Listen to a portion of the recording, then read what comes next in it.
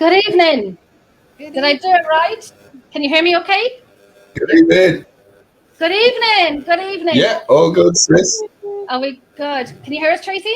Yep, all good. Awesome, awesome. So welcome to another Saturday night of Shadow Whispers in the Night. We made it. I wasn't on for the last 2 weeks because I was out in the field, but I am here now. Anthony has frozen. Maybe he's joking. Maybe he's not. Is he frozen? No, he's not. See, Amy. Am I frozen? A little bit. A little bit. Stick that heating on.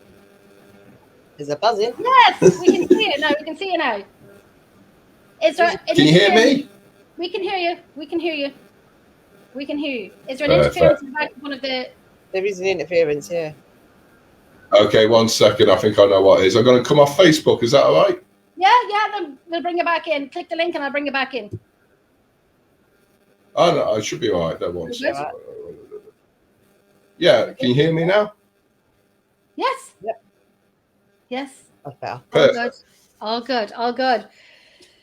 So, as I said, hello and welcome to another episode of Shadow Whispers in the Night with Tracy Day, my fabulous co-host, our fabulous guest, Anthony Kerrigan from Ghost Era, and of course, me. And you. Say quick hi. Now we know who this is. Who he is. Jillian. It's Jillian. And then we have fabulous Mary Nolan. And then we have Sarah Harris. Hi. Good evening. Good evening. So we haven't got a link for StreamYard for them to click on. We do. We do. Can you post it? Oh yes. Okay. Hold on. Oh. Yeah, because it's not normally it's on the advert. Can you see it? No, you can't see it. I'll put the name up. Hold on, let me put I don't if I put the name up, will the link go up? No? Possibly. Try it. Can you try that, Tracy? Because I'm really crap at doing it. I'm just sitting here looking pretty. I don't know anything else after that. Yeah, like normally you sit. Oh, come on, have we got it? No, it's not giving you, where it says clicks up StreamYard to give you permission to be a name. It's not giving you that. But anyone who's watching, if you do give StreamYard permission to allow StreamYard to use your name. So if you do comment or you have any questions and you want to say hi, we know who we're talking to. We know who we can call out to. And we have Jillian here. How are you? Just under 3 weeks to go. I know. What's under 3 weeks? Does anybody know what's under 3 weeks? The 12th. Is that when you're out? Halloween, is it? Halloween. Listen, it's like when I said to a friend of mine, because I'm doing a Halloween special, and I said to a friend of mine, Robin, and we were talking about, I'm doing a Halloween special, and Halloween, just Halloween's on Monday night. Wow. I know. Just podcast host on, and I have them all on that show that night. And like I said, I was saying to you guys earlier about it's going to be fancy dress. So my friend thought it was all fancy attire. And I said, no, it's fancy dress. It's fancy dress. It's Halloween. Robin. Fancy attire. But I gave her ideas of what she could use her clothing as. Like I said earlier, Mistress of the Night or Lady of the Night. Yeah, I'll have to Jillian could be saying there's only 3 weeks to go until the battery goes in your fire alarm. No, that ain't never going to go. That's not going to work. I wish. Tracy's husband, who's about 7'10", tried to take the smoke alarm apart to change the battery. He goes, smoke alarm, in his best in his best Scottish accent, can they get their duff now? So no, if a 7'10" man can't do it, little 5 foot me can't do it. No, huh? I said it literally wouldn't come off, would it? No, it won't. Actually, I think it did come off once, and then it's just I don't know. The sweeping brush, I'm going to bang it with the sweeping brush. Miss Chantel, my girl from South Africa. Chantel, sing your song, Chantel. Send me a voicemail and sing, and I'll play it here live for everyone to listen to. Mm-hmm. Please and thank you. Hi, Chantel. Speed Trip Gillian is we're dressing up for a dining in the Devon Castle. That would be bloody brilliant. That would be. It's a fancy dress, Gillian. It's a fancy dress. Oh, that'd be cool. A lady of the night. Well, that usually gets. Look at Gregory's picture. Like, can you imagine? Like, that's why it gets his attention. Well, yeah. Wow. And then we have the fabulous Scott Matthewson. Good evening, Scott. Hi, Scott. I want to know about last night as well. I know you were telling me a wee bit about it. But I want to know more about it. David, hope, hello everyone. Hello everyone. Now, Chantel, I would rather relive my divorce. She can't be that bad. Then rather say, she's good. I actually have her here. I have her on one of my voicemails singing. Oh, well, then you need to play it. Chantel, if you don't come over to Ireland the weekend or the week and a half that you're in London, I'm going to play it. So come on. So anyway, apart from all of that, Anthony, welcome. Thank you for being here again. Now, Anthony, your mic is gone. Are you joking again? Now, Anthony is just Faking, yeah. Listen, Anthony, I'm catching on, boy. I'm catching on to you. Honest to God. Every time I do that, I'm kind of like. There was one time I was going on a show. Oh. I mean, has she out? Has she gone out? Yeah, she's gone. No sound. No sound. Oh, she's joking us, is she, Tracy? No, she's got no sound. She's literally gone. Oh, for fuck's sake. Yes, as we were saying. Yeah. Tell us about yourself, Anthony. We'll carry on. All right, so Tracy, I suppose back myself, I'm a paranormal investigator. So, I've been doing it for the past 14 years, but I suppose I was first introduced to paranormal world with my father. He used to tell me ghost stories. Can you hear me there, Tracy? I can hear you, but Jenny's asking you as well. Have I got? Sorry, carry on. Yeah, and so my ghost stories from my father, the Headless Horseman, the Banshee, and suppose after that, I was around about 12 or 13. The program Ghost Watch. Yep. I remember watching that one Halloween there, and it frightened the hell out of me there. And for days, months afterwards, then I was scared shitless of like ghosts and all that, Mm-hmm. I suppose the thing about that program was that I suppose it had, I know the people that were on it, Michael Parkinson, Sarah Green, Craig Charles, who were well-respected people, especially Michael Parkinson. You respect him as a talk show host, and everything he said was real, So when he came out and said it was all fake, I suppose as well with Sarah Green, she was a children's presenter. I remember she appeared on children's TV promoting it as well. So there was a big backlash with it there, look at Jenny's face, look.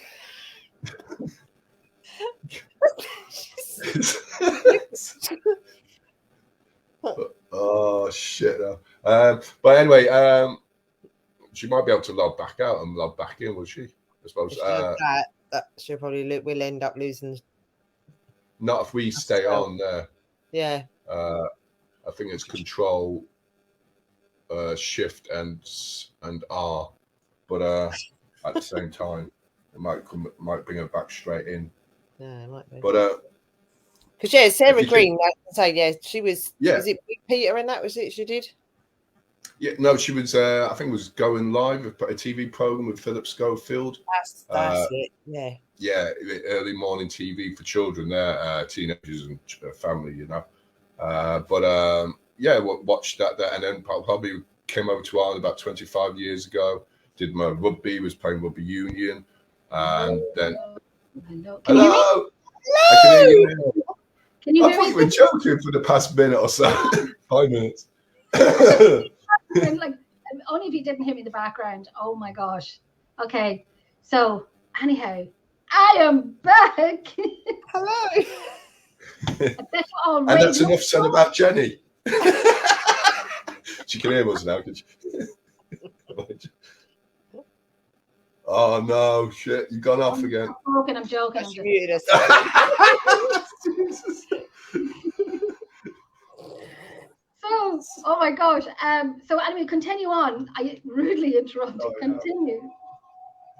Go ahead. That's always me. It always happens to me. Who said that? Huh? Oh no, I'm looking for Chantal, saying she's on the way to the airport. Someone said it's the quietest I've ever been.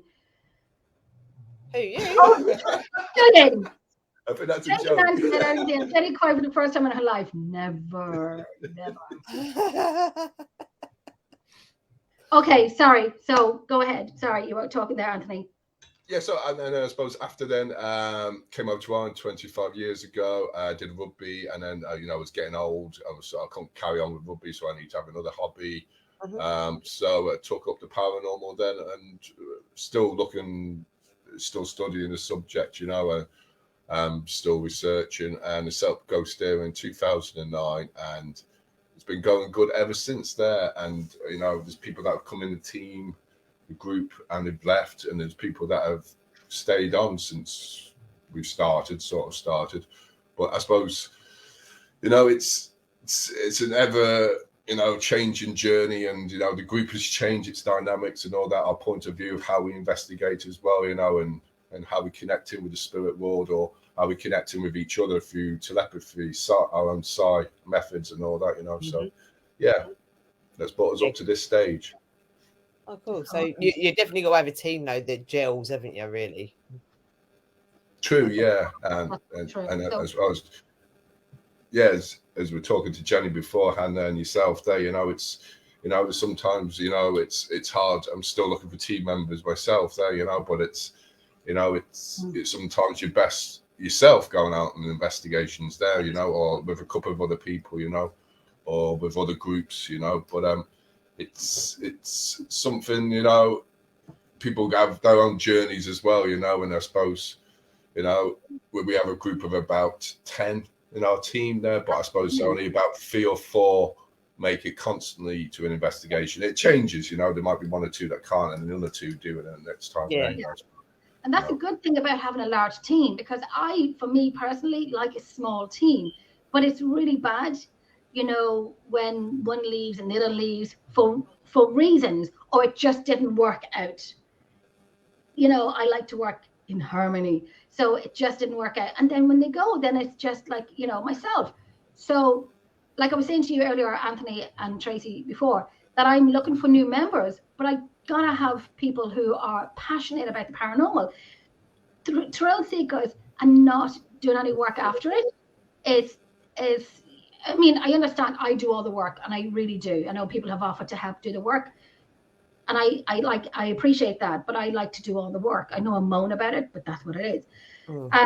But I like passionate people with the paranormal. And when I say thrill seekers, I'm not saying it in a blasé way. I mean, I forget about it until the next one and don't communicate with the team. Yeah. That's what I don't like. I want, the ones that just turn up when it's the investigation. Yeah, that's it. But at the moment I am here by myself, but that's fine. I'm running it myself 5 years anyway. I'm in the paranormal 16, almost 17 years now, and this is the first time I'm on my own, and I probably do need a little bit of a break. But I am looking for, and there'll be intensive, say interviews, if I can say that, when it comes to having people on my team. It's, understand how, I like, I work, there's nothing I won't do on an investigation. So if people have an idea, do it. Let's do it. Absolutely. Yes, within safety reasons. But I'm okay at this time of the year that we're trading off now for a break. I'm okay with that. And I am talking to a few people that are interested in joining. Again, we'll meet up, we'll have a talk. And I've been burnt, very much burnt, that I would have every reason to be very, it's nice to be nice, but I'm fed up and too nice sometimes, if that makes sense. And anyhow, thanks for letting me get that off my chest, guys. It's interesting. I suppose I know I'm not the interviewer tonight, but we've got just to see your points of views. Like, you know, I suppose since years ago, I suppose you go back about 10 years ago, 15 years ago, people would go for like search for paranormal teams to go and investigate with, you know. But now I think everyone's a paranormal investigator, that they can go off and branch off and do it themselves now, you know. So I suppose that's kind of sort of worsened that kind of aspect, as having groups or teams that, you know, that you can have a good bond in together, you know. And I suppose equipment is easy. Apps, you don't have to go and buy equipment on the internet now, like Ghost Stop or anything like that, or Ghost Hunters equipment or wherever you go to get it. There's other places as well, but you can get the apps now on your phone, which you just buy for your pet, a partner, or your child, or nephew or niece there, and you can put apps on those phones and can just go straight out investigating there. And I suppose as since COVID's happened, there's more of the urban explore. Is it the urban explore? So there's more. What do you reckon to that? I know. See, I'm quite lucky. I've got my team. I've got 7 on my team. We had 10, but I've got my husband with me. I have my son that comes with me. My uncle, although he's just left, retired because he's unwell. And so, but the group that we've been together for about 10 years now. And we are so gelled that, you know, we do miss one if they're not with us on location. So I've got my own team, and then I work with a second team, which my own team was with me on Saturday night, which was nice. But and both teams work very differently. Yeah. It's great to have a good team, and I've seen amazing teams working together, and I look at them and I'm thinking, it's brilliant. I think it's great. I had a great person on my team as well. I had a lot of good people on my team, but I had a great person on my team, and they had to leave for different reasons, and that's totally understandable. But always show their faces, still friends, like the way they worked. I just no, somebody was saying here. Bill was saying you shouldn't do investigations alone. I would never do an investigation. Bill, I don't go to the bathroom on my own in investigations. Definitely an investigation on my own. I would work with other teams. You know, if other teams are inviting you, yes, I will go with them. But if I have locations as well, I will invite other teams. But I would never do an investigation on my own. I don't go to the bathroom on my own. Yeah, just safe. I probably get my own house on my own, but that's a different thing. But I like to work hard and play hard. And sometimes I think I kind of, does it sound really stupid that I kind of free range, but then just to be kind of, you know, people just up and leave. And I'm thinking, like, I know it's not me. I know it's not me. It's just different people. Because I've gelled with a lot of people, but some people I haven't, but it just didn't happen. And I'm okay. Listen, when you see Emerald Isle, it's always my face anyway, so it doesn't matter. I will always continue it. I'm still here. Many times I wanted to give up, but I'm still here, and I'm doing it. And never give up. Never give up. No. This is in my blood. This is in my blood to do this. And apart from my little downfall, it's okay to be afraid on locations anyway. It's not afraid. It's human, but people think it's funny that I get afraid. But it's normal. I mean, Anthony, do you get afraid? She gets the giggles. When she gets nervous, she gets the giggles. Yeah, it's. I know it's. I suppose that's a few things. Like I wouldn't get afraid. I get more. I suppose more thoughtful if something unusual happened, untypical. I suppose that's going back to what Bill said. Yeah, absolutely. No, if you're going out in the dark, out and about 50 miles away from anyone else, and you're in the middle of a mountain, and you don't know where you are, totally don't go on your own there. But I'm suggesting now, what is an investigation these days? Is it something like going with yourself to a public event? Is it yourself going along to just going out during the daytime to a location, you know, which is already like a museum, which people are already going around in? That seems to be an investigation these days. And I suppose it's not up to me to say what is an investigation, what isn't, because you can still get interesting stuff whilst you're in the museum, just walking around, not even doing anything with any paranormal. I think when I say the word I'm afraid, I don't mean afraid. I mean a little nervous. A little nervous, but my adrenaline rush goes, and people want to leave, and I'm like, no, we're staying. But I don't leave at a location. I never leave for that. I never leave. Jesus, I stay. Do I get nervous if something? Because I know the locations that I go to. If something, I did a few weeks ago. Understandably, I did a few weeks ago, but the kahunas are growing. They're growing. There's times when I felt like in Ross Castle, you've been to Ross Castle, obviously there. The it's in County Meath, but it's that I was left in one of the rooms by myself, picking up the cable in afterwards there, and it was a weird experience there years before there with a radio crew, and a vase went flying. But that was stuck in my mind, and I was thinking like, Jesus, the rest of the crew are down a good walk away, about 5 minutes, 10 to 10 minutes away there, and there's me doing it. So I'm looking over my shoulder and all that, It's all quiet after the investigation, and you're just wondering, oh Jesus, but there's those times you do feel it, like and I suppose yourself there chasing. I think it's human, it is, and not everybody who does the paranormal is gung ho, Billy Big Balls. It's human to be nervous. It really is. If you're not nervous, sometimes you can be a little bit silly by going forward to something that you probably shouldn't go forward to, if that makes sense. Know your senses, trust your gut instincts, trust your feelings. Mary's saying, when I worked at Loftus Hall, I got to see a number of groups investigating the hall, and the only team that had ethnics in what they were doing was Back in Time Paranormal Investigators, and I was delighted when they asked me to join them a few years ago. Never heard of it. Yeah. What you said? No. I'm only joking. Hi, man. Mary, do you want to come on and explain who you are? The brag.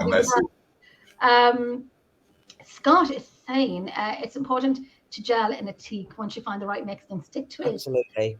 Yes, I know. Still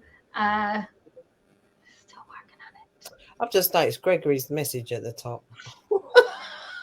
Which one? I think if Tracy chooses the spooky costume, Wonder Woman might be. What you like, Gregory? What you like? It's a natural, it's a natural reaction. Humans have a natural fear of the unknown. Thank you, Julian, because I've been called many names for my little fear, but I call it human, and I call it. I mean, it says that they haven't never had it. They're talking rubbish. I get it when I go to the bathroom and people say, "Do you want me to go with you?" Yes, please, if you don't mind. Could you put your tea and coffee down and come with me? But Anthony, when you started off in the paranormal field, what was your hopes? What were your hopes of finding? What was your answers that you were looking for?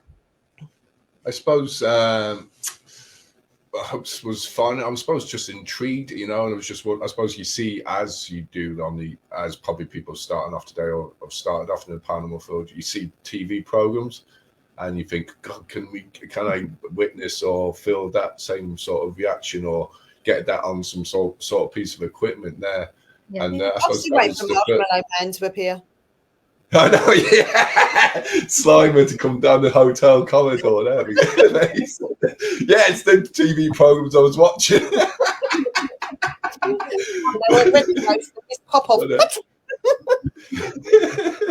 But no, apart from those, no. And then I suppose the ones, like Most Haunted and all those, the ones, and those are the first ones. Ones that we don't talk about, you mean? Yeah. But it's those sort of program. But did you say you was afraid of Most Haunted? Used to be. No. Oh, you used to be afraid. Oh. At the very beginning, before I even did, went into the paranormal field, I used to be afraid. I did, because I didn't know. That's crazy, isn't it, really? Wow. I did, but this come back years ago. But now I don't watch it because it's too expensive to buy another TV, because I get my shoe and at the TV. And the same with Ghost Adventures, and I'm the commentary. I have applied for Goggle, Goggle Box. I mean, you do well on that. I have actually applied for that twice for Goggle Box. Could you see me giving commentary on my couch watching paranormal shows? It's not bleeping bleep, it's a bleeping song, bleep bleep bleep. I did pre-warn them. Your That's probably why you're not got on now. bleed person in. Call your bleed person in. They're going to be busy if I get on it. But anyhow, yeah. So Anthony, sorry, your findings, your wants, and what you expecting of Yes, when you joined in. I was going to I say suppose. something. I suppose it was, you know, of the past. Then I suppose when it was first, orbs was the big thing as well. But then there's voices, unexplained voices started appearing on equipment, you know, and I suppose that's intrigued me more. And then I suppose there was members in our group, we're talking about team members now again, like, you know, but some of them lost the interest or didn't have the time to go these places, you know, that I wanted to go. And so, you know, but then again, the field of the paranormal, then it brought me into people that were were really interested. You know, the internet helped that way, you know, as a way for advertising or to ask people there if you wanted to join the team. And I suppose the convention as well, going back to Dublin years ago, back in 2009, I met Sinead, who's still with us now in the team there. And you know, I suppose that's how, you know, having these little things and networking and talking to other teams as well yourself, you know, or, you know, and people might, you know, message you privately. But I suppose with ourselves, with Ghost Era, we've still got a team of about 10. That's brilliant. And as I said, but these have all changed over the past. Some have gone out, some of them have left, and some of them I told them to leave for the time being and then come back in again. There's ones obviously that we changed in the past 6 years, and probably the first time I'm going to say on the show there or anywhere else is that it's probably in the books anyway. And I've written that, but we had a team member there, and she was very dominant, and sound personal that, you know, did a lot for her. She did a lot for me, but you know, the way the investigations were going were started to get mundane. We were doing like the talking board, the Ouija board. An average session would last about 50 to an hour for one session, and we wouldn't actually make any contact. Now we proper contact, you know. But now with Jen, my wife, as soon as we got that team member out, we had to sort of get her out there. We sort of blossomed, and people like Jen, my wife, she was able to express herself more spiritually. Everyone was able to express themselves more spiritually. And you see, do you find when that dominant person had a domino effect on the team? That everyone. And everyone is more comfortable and they can open up. Like you said, the team blossomed once this person had gone. Yeah. Once that person, sorry, Tracy. Yeah, go ahead. Yeah, I was going to say, we had a similar somebody that was very domineering, like in our team, and we had to politely ask her to leave. She took a couple of others with her, and you know, went off and made her own team. And as I said, you know, if you're that confident that you can go off and make your own team, my job's done. I've taught you enough then. Yeah. So, but yeah, the team absolutely, like you, blossomed. Yeah. And other people that felt they couldn't do anything came out of their shell and can do it. I'm with you on that one. Yeah. Yeah, it's kind of, it sort of clears the air. We went on a different path, and it was like a thunderstorm had gone. You know, I wish you all the best there and all that. You know, but it's something that we had 4. We had 6 members, and we're down to 5. Went to 4, then it went to 3, and then she just wanted just a couple of us doing it there. You know, and so as soon as we got rid of, not got rid of her, but parted company mutually. We seem to get more team members then. But I suppose the only thing is, we're getting loads of team members, and I suppose every team knows that there's going to be people in your team that aren't going to be 100% doing the research, the reviewing stuff, negotiating with other locations or other teams. But I suppose it's good to have those people in the team because you can rely on now and again, not all the time, but now and again, so that you can, you know, there's no domineering person else in the team, like, you know, and it's good to work all together.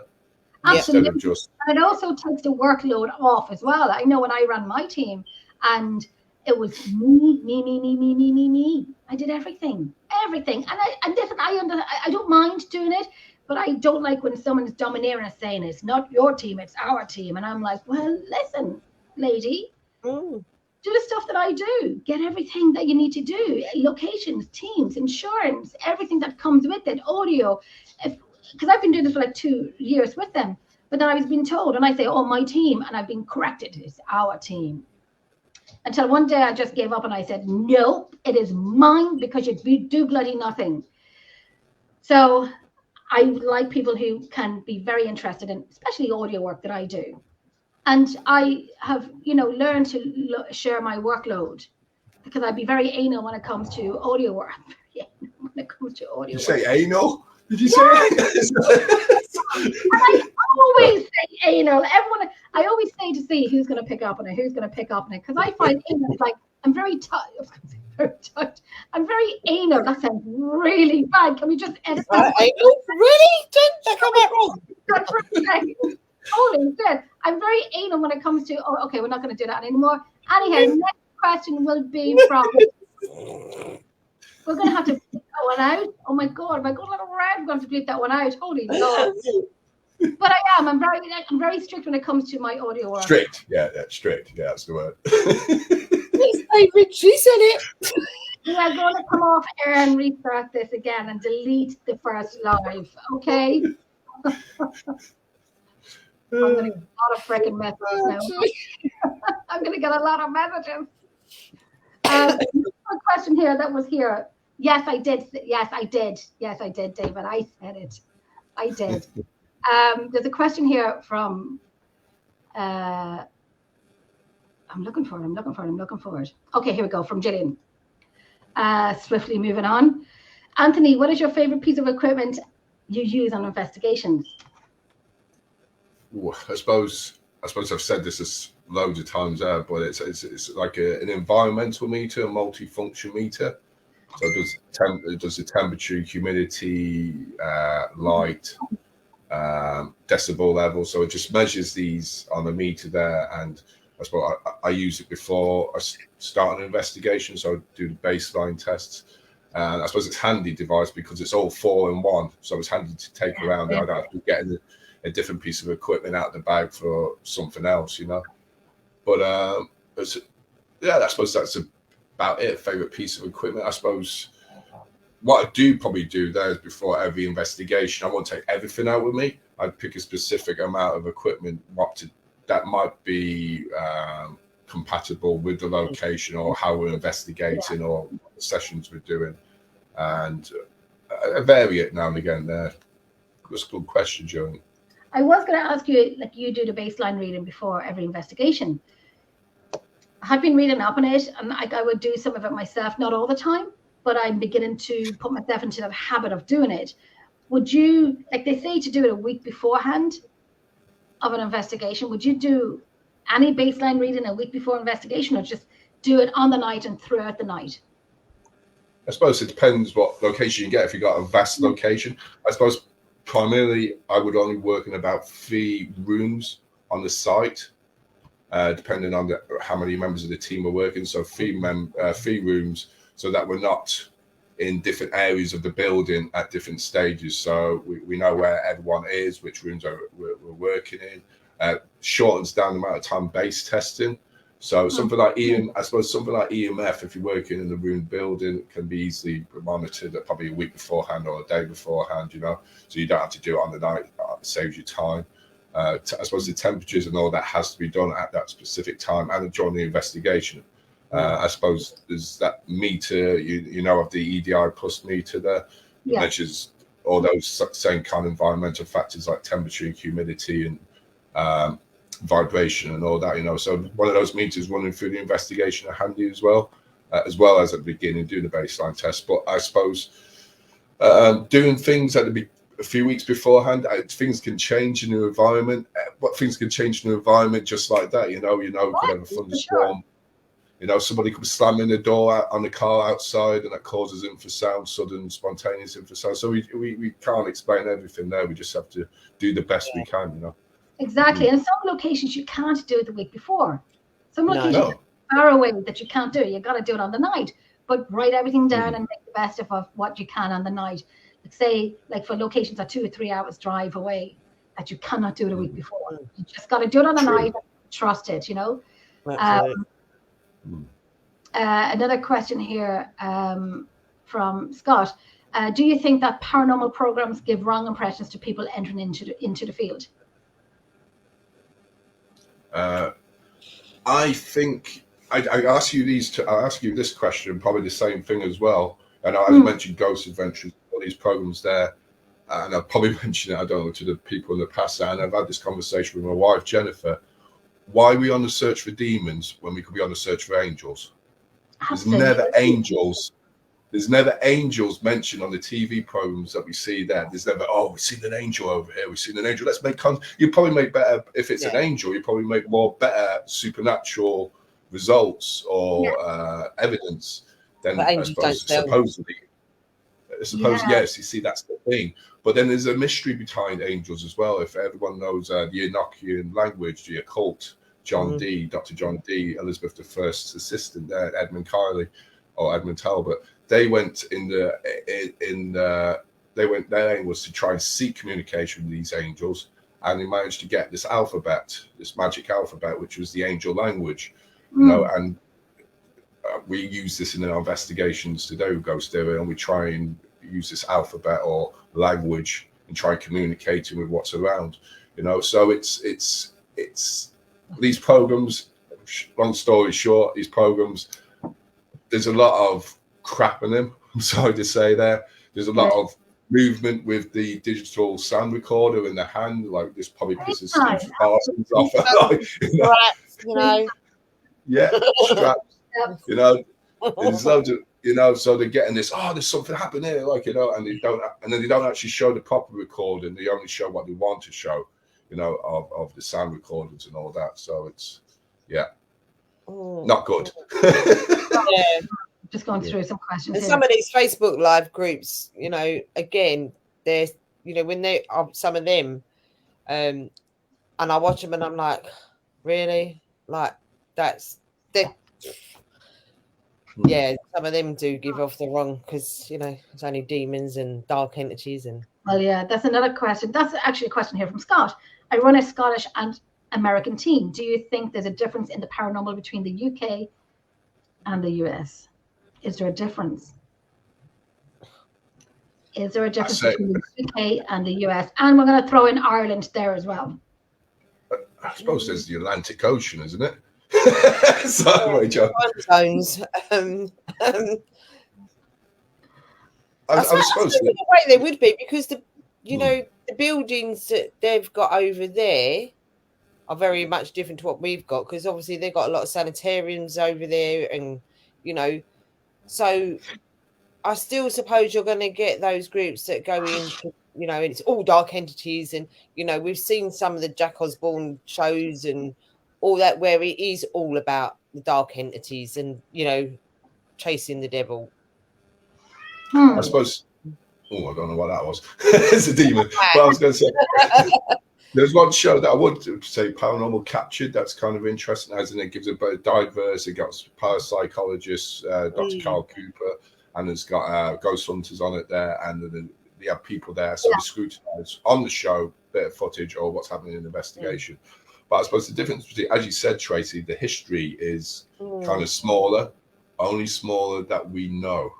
If we were able to ask the indigenous people there what the actual history is going back further, we'd probably get even more further back, you know. And I suppose American, I suppose it's belief system as well, then the UK and UK and Ireland and America, I suppose it's what they believe in, what they're educated in. It's brought back into what is taught through religion and what we watch. So it's, I suppose in Ireland it's still laid back.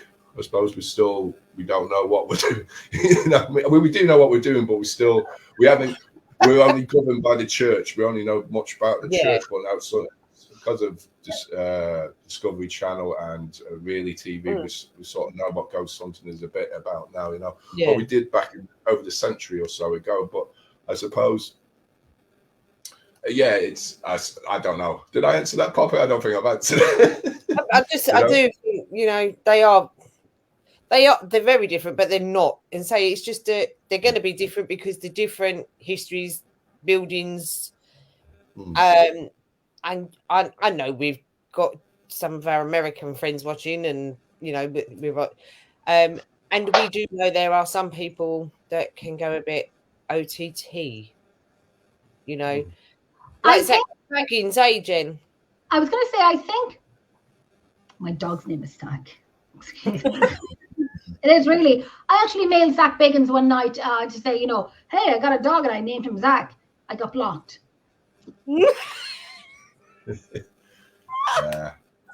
Don't blame him. Save yourself, this crazy Irish woman.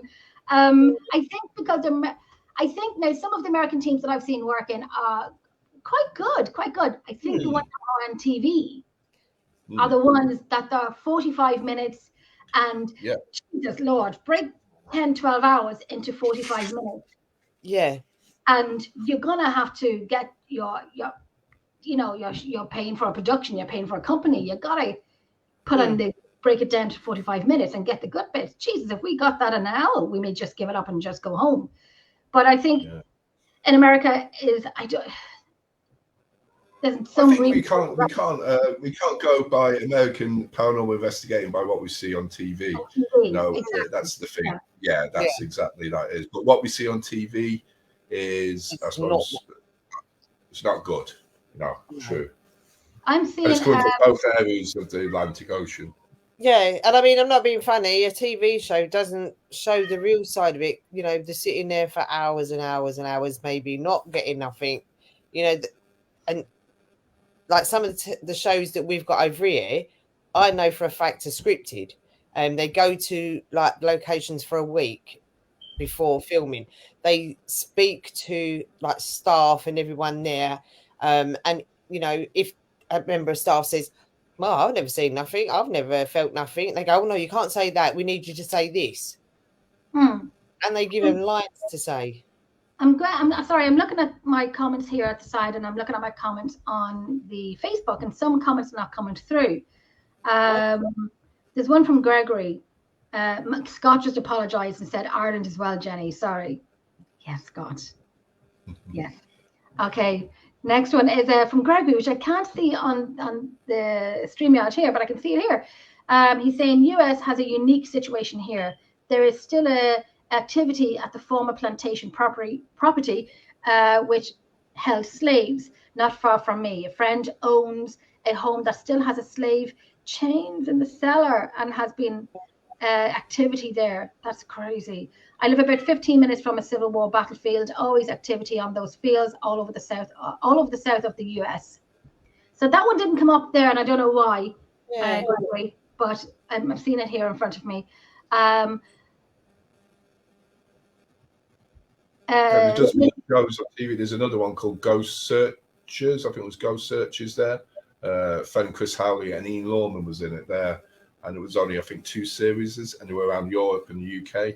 But they said, we investigate, no infrared cameras or anything like that, just normal lighting. We want to bring it what it is real there and there. And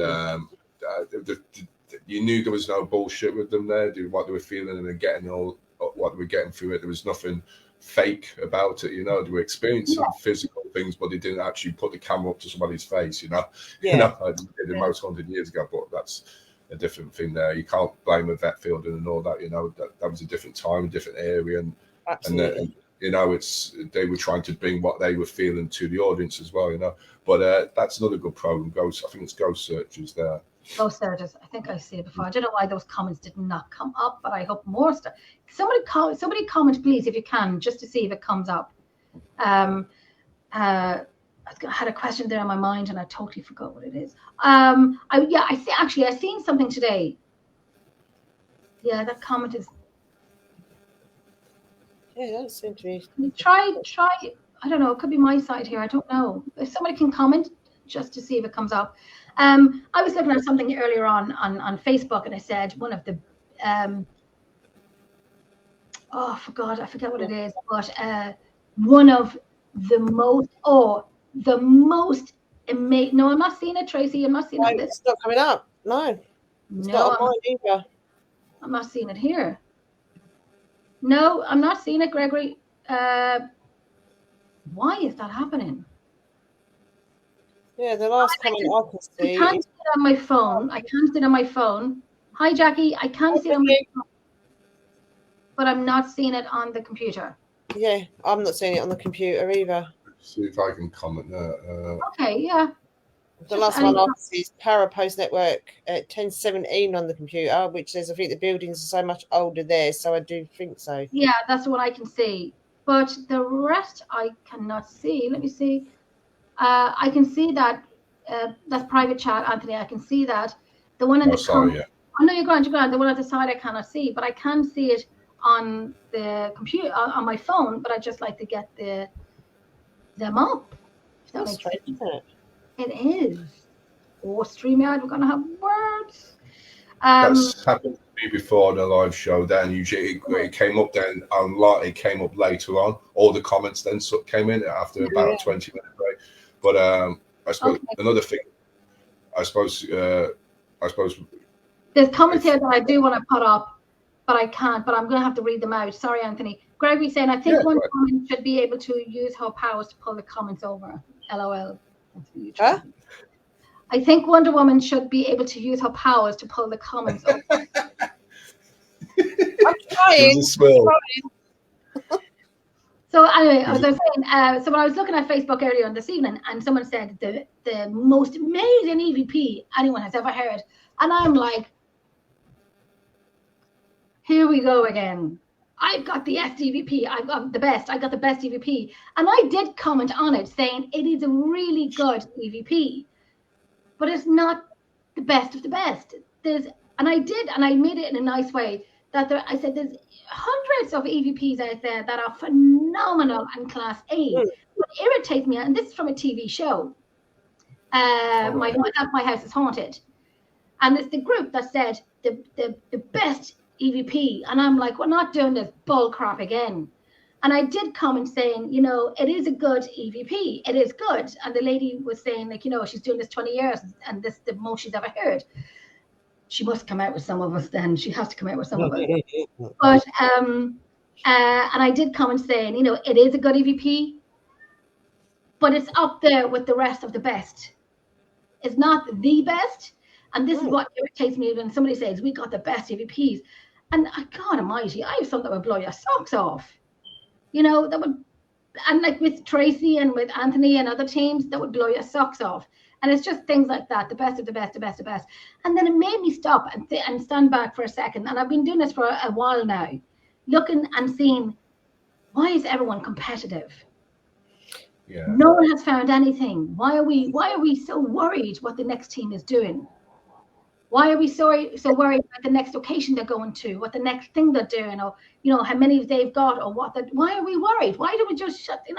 Like I've learned to shut myself down. I don't care what Joe is doing next door. My neighbor is actually Joe. Actually, I don't care what Joe is doing next door. I'm not going to change me, and I'm not going to compete. I'm going to do what I do and how I do it. Why is there so much competition? Why is there competition in this field that people are banging their heads off the wall? I don't get it. Can anybody answer? I just don't get it. I don't know. I mean, I'm not one of these teams that get involved in all that, and I suppose going back to what we're saying now again, it's so easy to get, like, not even join a team now. It's so easy to set up your own one and get good success on things like YouTube or TikTok platform, even Facebook there as well, Yeah. But I suppose it's everyone's competing now for that space there, or whatever space there is. I don't know what it is, because it's supposed to be research, not to do with how many fans you got there, or please like or love it. But I suppose I personally myself, I would have been one of these people in the past, and I suppose the reason we're like this now is because I was thinking of myself, that I used to put up a post there saying I'm the first team to go into this location and do a paranormal investigation. Great, I'm the first team to be in there, But I've learned from that. Say, I've heard that many times. How do I know I was the first team as well? I don't know. There might have been a team there previously, there a few months beforehand. There might have been a paranormal investigator in the last 100 years that was there 100 years before me, you know. I'm not to know there, you know. But I've stopped doing that, and I've learned from that experience. I've heard a team or two saying we are the first team that have investigated this, and I just So what? Sorry. I mean, Jenna, too, I get excited about some locations that I go to, with the second team that I work with, because one, I never want to know where I'm going. I always just say, give me a postcode and a time. That's it. So some of them I get excited about, but like some of the locations are locations that are not on the paranormal radar. And we basically have to sign gagging orders. You know, we're not allowed to say, you know, but they're the only ones I really get excited about, you know. But Jen, tell you, I'm not one of these. Me personally, Emma Jen, I'm not one of these like gets involved with all that, but need to be online networking, and I don't. We talk privately. I'm going to call out some comments here because I can't do it on the page. Jackie's saying just pure jealousy. Mary Nolan is saying some teams have turned investigation into an entertainment industry. Yeah, and they have. I've seen it, and everyone has seen it. They have. They really, really have. And I have making money for them. They do, but sorry, Anthony, go ahead. No, go ahead. Go ahead, sis. I was just saying that sometimes I honestly don't take public with me. I mean, if I'm only taking 6 people with me to a location, and I will advertise, say, who wants to come to Redwood with me. I do have 2 people come with me that hasn't investigated with me, but has investigated before. So I'm thinking, great, you know, let's go to Redwood Castle and so on. That's already been booked and whatnot. I don't take public with me. I really don't take public with me. I'm out in the next few weeks and I have about 8 or 9 people with me. And I'm kind of thinking, oh my God, that's a lot. It's a lot for me. I do. And if I had 8 or 9 of the team, fine. You know, a team. But these people have been out with us before. So I'm hoping, like, you know, they know not to do what I don't want them to do, if that makes sense. Like when an audio session's going on, not to do that and so on. That's it. I just don't take a big group out with me ever.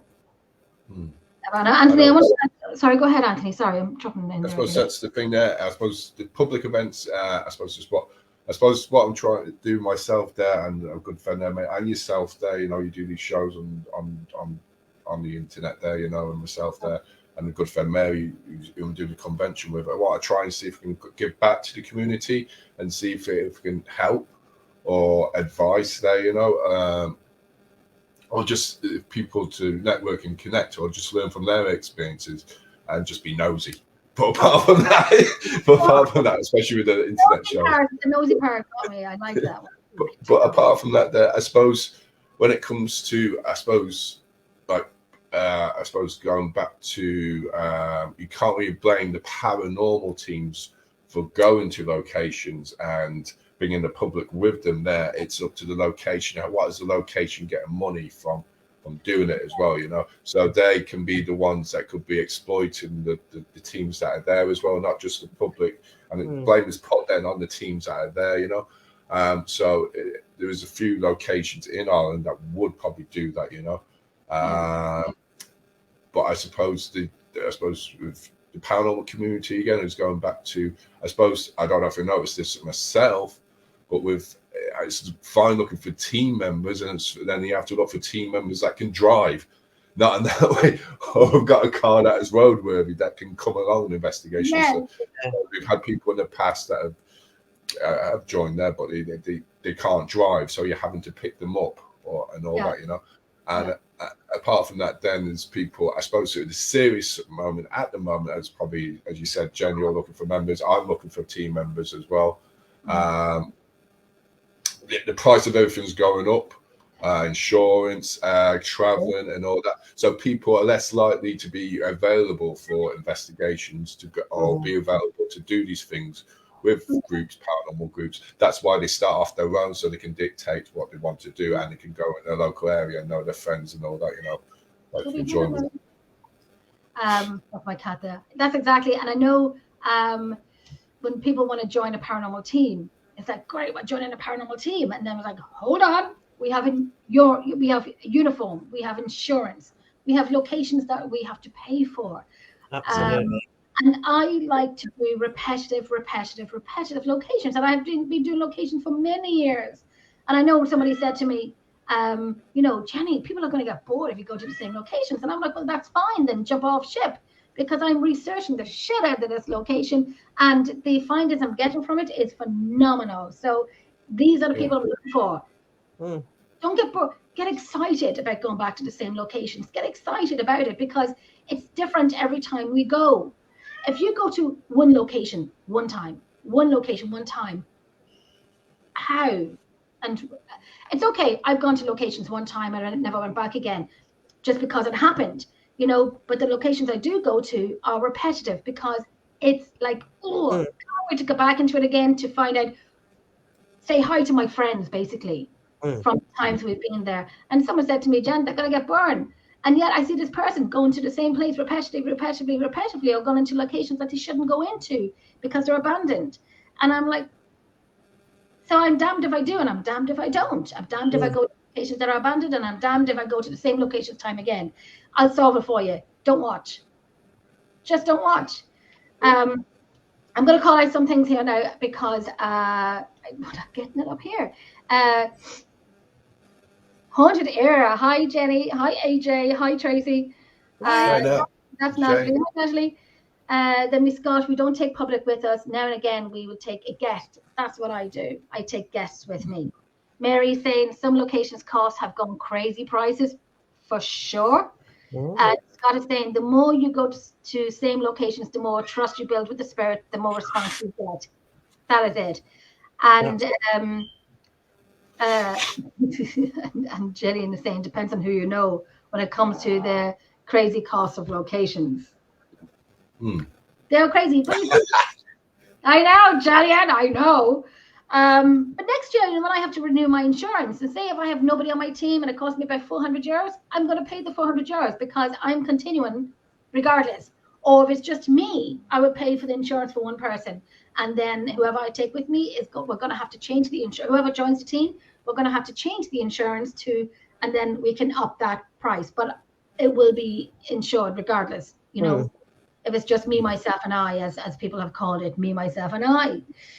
But how can I let this face go off camera? I can't. I just can't. It would disappoint a lot of people. I'm joking. I'm not really, though. So, Anthony, another question for you. What do you find most credible of findings in the paranormal? Is it video? Is it audio? Is it pictures? What is the most credible thing? Like, I know people have their different opinions on it, but what would you find most credible of findings of investigations, analyzing? I suppose, as you said, going back to findings, then I suppose, as you said, like the conversation during the week, what is a ghost? Is it something that we chase, which we call ghost hunters, ghost chasers? We try and find what we know we think is a ghost, which might be a ghost, is a luminous figure or an apparition or something that can look similar to us, or possibly figure similar to a figure, and that we get it on a photograph, we get it on a video camera, or we assume that we can hear it through sound. And then I suppose it's then as well what we in our conscious mind, what do we feel is a ghost then? Is it what we see in our dreams? Is it near-death experiences? Is it the talking board, Ouija board, seances, the physiological side or psychological side? And I suppose I would have to probably touch on, to be certain, none of the equipment or cameras or anything like that. I would go on how I personally feel and how other people, like, it might not to be with any ghosts at all, but we might be able to measure, do tests in telepathy, as in what one person's getting in the other room, or thought transference, which is also known as telepathy.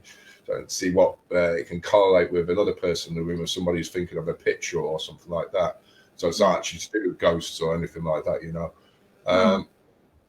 So I suppose the findings, there's a good things that we found a pattern on using different types of equipment or spiritual divination, either through seances or automatic writing or dowsing, that have resulted in good stuff there. I suppose the only one that sticks out for me, which was probably something really interesting, was we found out about 5 years ago, there's the Limerick Hellfire Club, and there's a building in Limerick.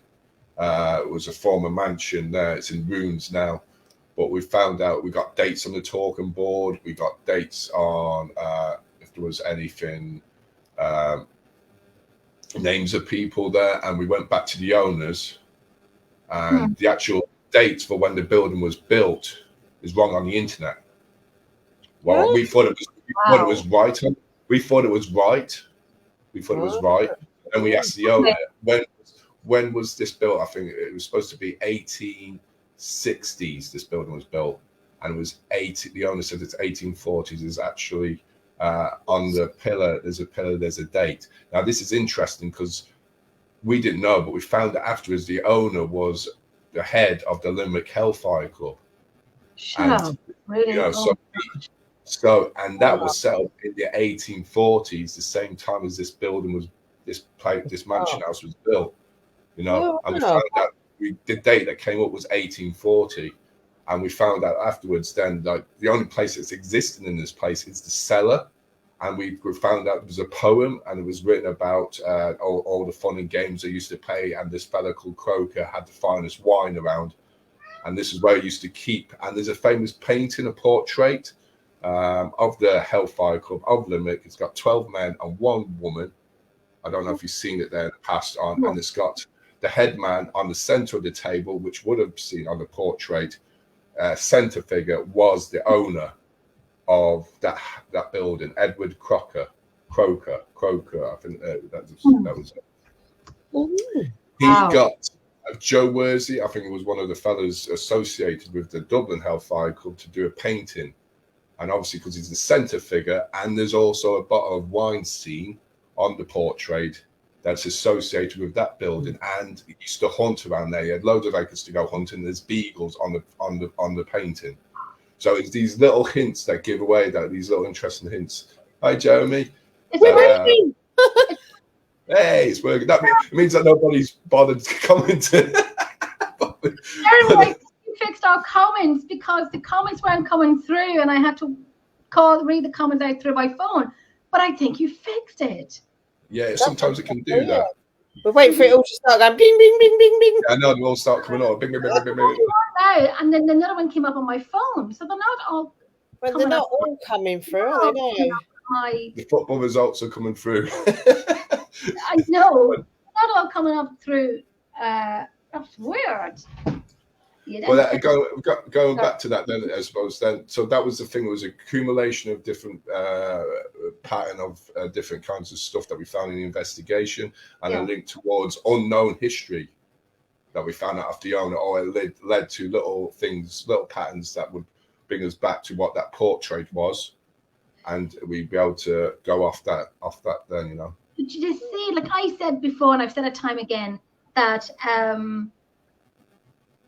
that history, me and Tracy were talking about this, not all history is written in books, which is why we repetitively go back to the same locations time and time again.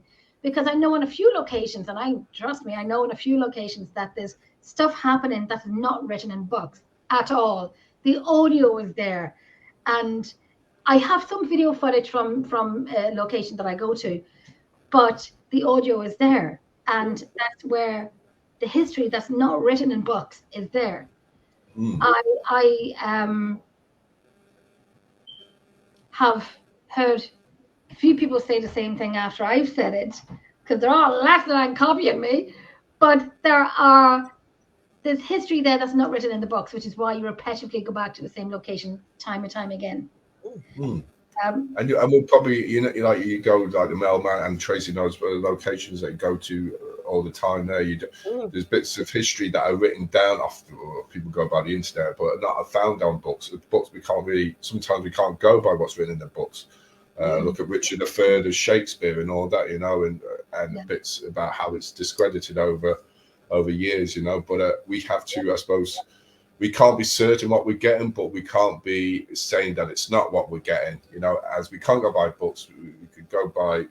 Sometimes you have to accumulate a few bits of documents like poems and portraits and all that, or bits.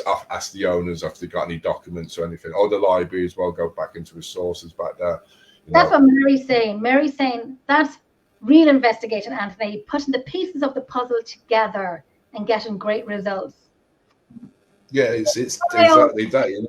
Yeah. It's reviewing, taking in, and I suppose when we get words on the talking board and all that, or people are sensing stuff there, we see if we can get a sort of. We don't assume what that word means. That it might mean something else. Yeah. But it's accumulation and proper research after. I suppose there's the investigation. Then there was the reviewing of the recordings and what people got, and then you have to go into another section and go and find out what does that link to, what it's to the history, or whether it's linking to either one of us there, as in if it is to do with Psy, That's brilliant. I love that. I love repetitive locations. I probably bore to people who kind of don't want to see the same locations time again, but that's okay because I don't. If I do a live, it's far and few in between. And just because we're back in Drogheda Museum Millmount, I was like, oh my god, that's a place and a half. Girl, let me tell you, I know this. I'm doing the place 6 years, and I used to go there for school tours. It's in my blood. Basically, when I was standing the stairs, and my blood now. That says in my blood now. Well, it is. When I was standing the stairs one night doing work in the museum, because I helped to help out in the museum. So me and Alan were standing the stairs one night. He had the sander and I had the hand one that I had to go back. So I kind of splintered my finger and I didn't know. So there I am spreading my blood across the wood, etched in staircases of Millmount. And I'm like, my DNA is now in there. I'm going to haunt all you MFs who investigate this location after I'm long gone. And the funny thing is, I got rid of a 2-seater recliner sofa many years ago, and Alan was looking for, Jen, if you come across one, will you let me know? And I said, I will. So I went into the museum one night. He goes, Jen, we got a recliner. I'm like, brilliant. And I looked at it and I'm like, that's the one I gave away 2 or 3 years ago. It was the same. It was my recliner that I'd given away. And it went full circle. And it's because I see my nail varnish mark on the chair. I seen the back of the chair with not the leather hasn't gone, but the color went a little bit. That's my 2-seater recliner. That has gone full circle. It's calling me. The museum is calling me. I'm going to call everything here very quickly. Gillian saying, I think it's a good idea for teams to link with local historians. Absolutely. Tim Day saying, wow, evening or good morning for me. Oh yeah, that's one of my old team members who left and he emigrated to the Philippines. Oh, nice! I like that. Nice. We're not related, by the way, even though we've got the same surname. Kim Day. What else? Gillian saying everything Anthony starts talking, my pup sits staring at the phone. Oh, pup, Tilly. Oh my God. Rottweiler, absolutely. Oh my God. She's going to be Tilly is going to buy and sell Gillian, even though Gillian thinks she won't, but Gillian, she will. I know the look on the dog's face. She's going to buy and sell you. Gillian's probably there minding me now. No, she won't, but she will. So another question is, Mike Kadani is Mike. Hi, Mike. I can't put any, so whatever's happening for some reason, Mike, on the comment section of the StreamYard, they're not coming up, but I can see them on my phone. Hi, Mike. Glad you're here. I've just seen my son's on here as well. And your son, where is he? Yeah, Tony. I've just seen him on here. I'm from Midnight Paranormal Society in San Antonio in Texas. Yeah. Good buddy of mine. He's a good friend of mine. So I say Sophie and Tony are on there. Oh, Sophie. Hi, Sophie. Hi, Tony. Scott. And the only one we can see is Jeremy York. They all have to mail Jeremy, and Jeremy can Oh, put all. Jonathan. Hello. Who else is there? It was Jonathan, Jonathan Photo. there's a question here from Scott. Let me find it. I'm sorry. What do you find most annoying thing? What do you find the most annoying thing within the paranormal field today, Anthony? Oh, God, annoying.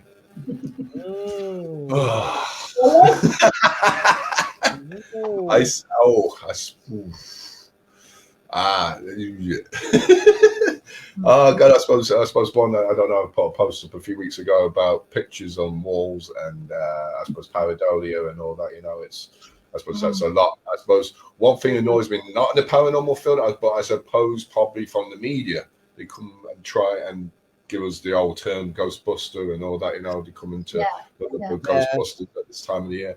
I suppose that's another peeve there. Like, but then again, without them, I suppose paranormal teams wouldn't survive or they wouldn't get as noticed much there.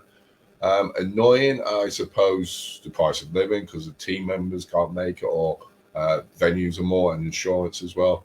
I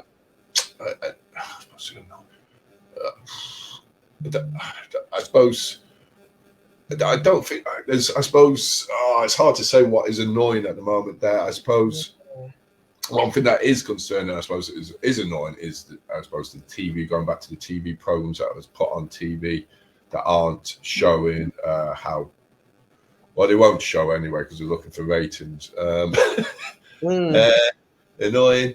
I don't know. There's a lot of things there, you know, but a lot of things, but you don't want to get in trouble by saying things.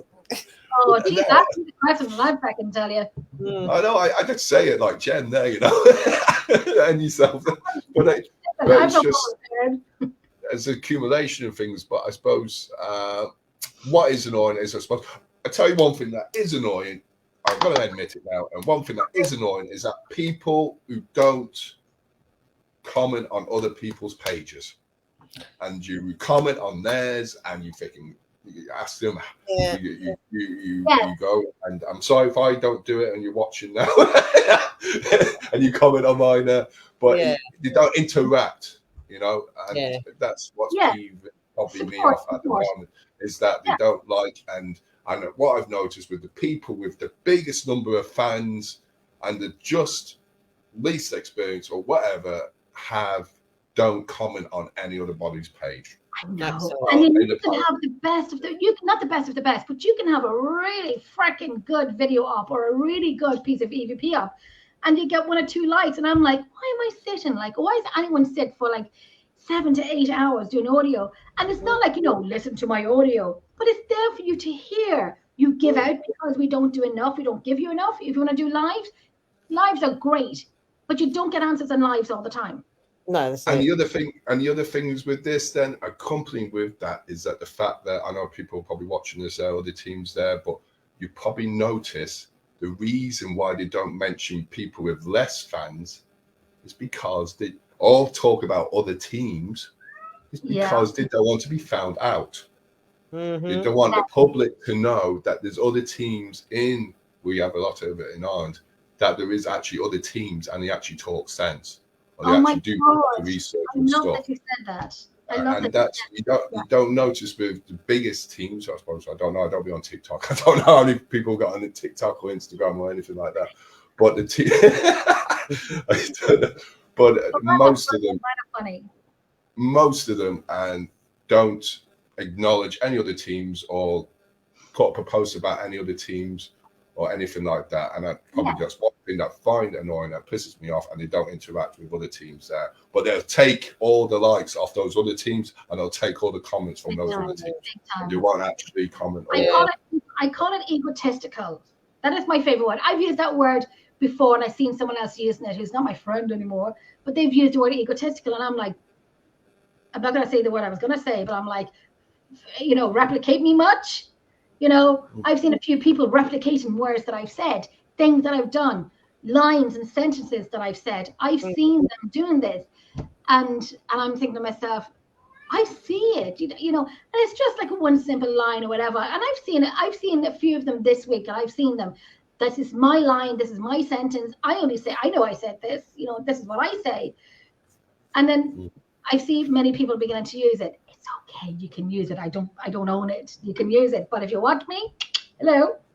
But they do. I know they do. Trust me, I know they do. And it's the other ones, isn't it, Jen, where, unless you agree with them, and if they say like, oh yeah, this is this, and if you don't agree with them, oh mate, you're blocked. You can't comment. It's okay. The other ones, I'm sure everyone is too busy doing what they're doing to care. But I find you have to, like Anthony's saying, support, comment your teams, comment your friends, comment on their pages, like, heart, share it, advertise it, promote it, do it. It's not going to cost you bloody anything. It's not a big deal. And I'm gonna use the word.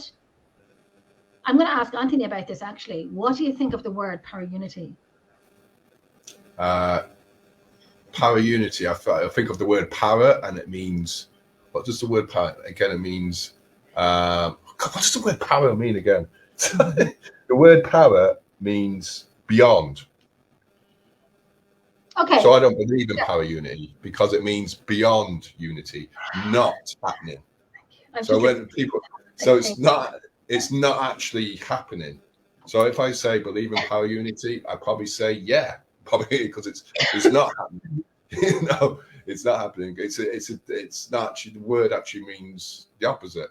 So para-unity, I think there's a lot of people. There's a lot of you like yourself there and Tracy there. And there's a lot of people watching tonight because they're commenting and they're actually asking questions. They're the people that are more, they're into the proper community of the paranormal world. And the people that I suppose that, there is people out there that have the right respect to want to move everyone in the same way or move everyone together with the same, give them the limelight and all that, and it's great that way. But there is people out there that don't want you to have the limelight, don't want you to, or don't want to mention your name or anything like that, and you've helped them before and you've promoted them and they've not fucking done it in return. And I got a lot to say. So there's that a lot, and that's happened there, and especially with a couple of teams in Ireland.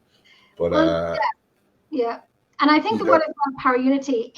It's a loosely used word for people to, like, I'm going to say, like, to use it, but don't go by it. I've called people out by singing it like a canary, but being absolute feckin' arseholes and being very mean, rude, and just being plain. I can't because I don't use anything like that on my show, but I just think they're feckin' awful people. And I done a show on two people before for doing something like that and doing something really unfair and mean. And they sing the word para-unity. Jesus, take the feckin' wheel. I don't know how I even deal with some of these people, but promote teams. It's not going to take anything away from you. It's not going to take anything away from your team. No. It's not a big deal. Promote, for Christ's sake. If they're bigger than you, still promote them. And when I say bigger, it's like maybe they're in the field more than you and you're not as much as them. It doesn't matter. Still promote them. Maybe one day you might start working with them. Don't burn your bridges. Don't be an arsehole. Don't run before you can walk. Don't be an arse. This field is oblivion to everyone because we know what we do, but we think we know what we're doing sometimes, and we know how we research and work that will work best for us and each individual team. Don't be egotistical about it because we'll see you, when you're on the way down, I'll wave to you when you're going down there. Mm-hmm. Don't be an arse. Don't be too big for your boots. And that's it's good to get it all out, isn't it? This is good trees. This is great to get it out there. I'm going to have some questions here. Hold on. Let me go through them now. Okay, so Scott is saying, another question from Scott, we are trying to go back to the basics as much as possible. Do you think that basic experiments can be more productive than using tech? Yes. Yeah. Totally, yeah. It's like, go ahead there, Tracy. There. All right, sorry, I was going to say, but I was just going to say, yeah, I suppose sometimes just sitting around and just watching what's going around in the room and just chilling is the best way. I think that's what they used to do in the Ghost Club years ago. I think it was Steve Parson mentioned it. And there's one TV program called Are You Haunted? They don't use, what's his name? Phil Wyman. Phil Wyman. Yeah, and they don't use any, like, they just sit around and do vigils in the rooms.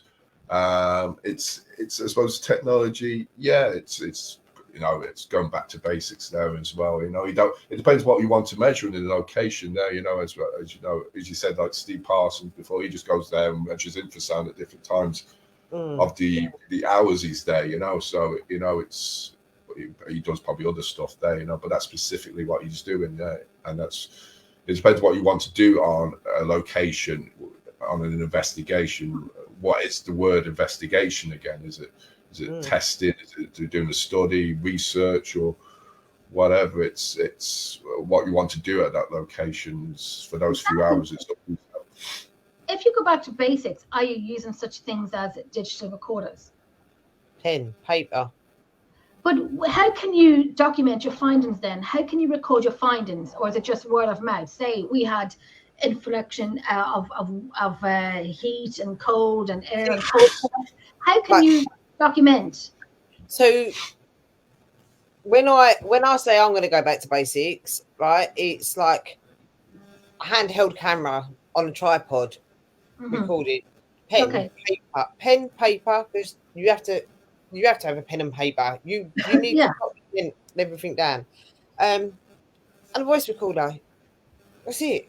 No mobile phones, no apps, no spirit boxes, just, and it's, for me, it is the sitting, the listening, the calling out, the waiting for a response time. I do have a digital, like, thermometer gun. So it's sort of like, that's good. Yeah, that's all good. So for me, that is, and as you say, like Ghost Club, I do work with Ghost Club. Oh yes, sorry, yeah, you do. Sorry, yeah. So like it is like sit there for hours and hours and hours, but every single one of us have a different way of how we work. Whereas some of the guys in Ghost Club have, like, obviously they do, like, some of them with their tech stuff there, but they I mean, I can't dispute it, they're very good with what they do. Whereas then with me, they'll say to me, well, what are you feeling? What are you getting? So then some nights it'll be me being used as basically like medium, although I am not a medium, I'm not a psychic, I'm not, it's, I will give you what I can feel or what I sense or what. So for us, it's like, that. But then on the other hand, if we don't want to go back to basics, I can get out all the remote control, cars that we can send off on their own. That are, we've got all the buggies that you can send off with the cameras on.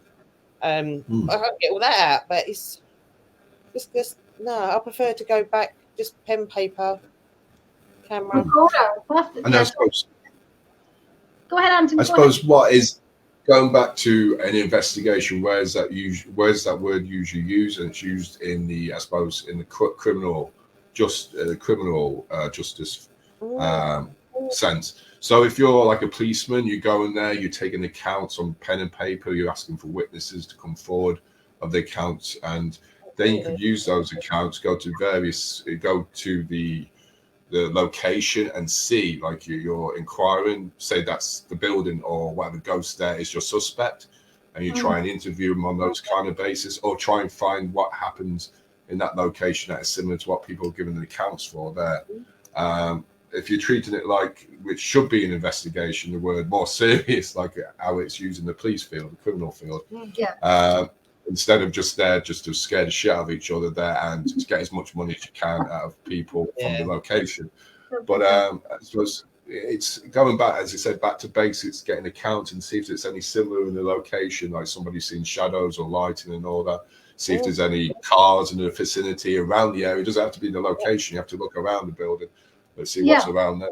You know, so that's an investigation. Yeah. It's really going for it into what's around and In depth. even though, in depth, you know. Write out down everything, your outside surroundings. Are you near water? Are you near traffic? Are you near a busy town?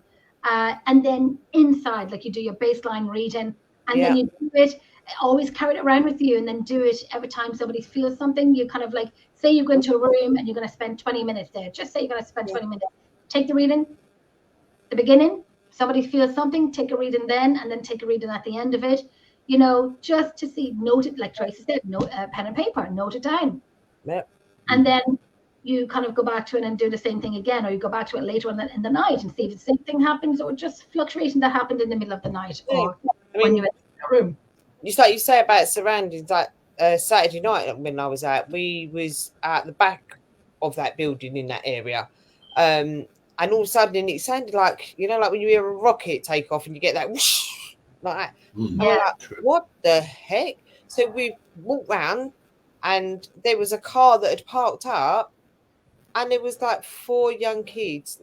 Honest to God, the eldest was obviously the driver, but these other 4 kids, they was about 13, 14, doing the gas canisters and the balloons, and that was the psh that we could hear. Okay. So and we're like, good job they weren't talking. It's not helium they were taking. It wasn't. That would sound weird on it. I would have tried to come in here and say, "You here?" No, it's not.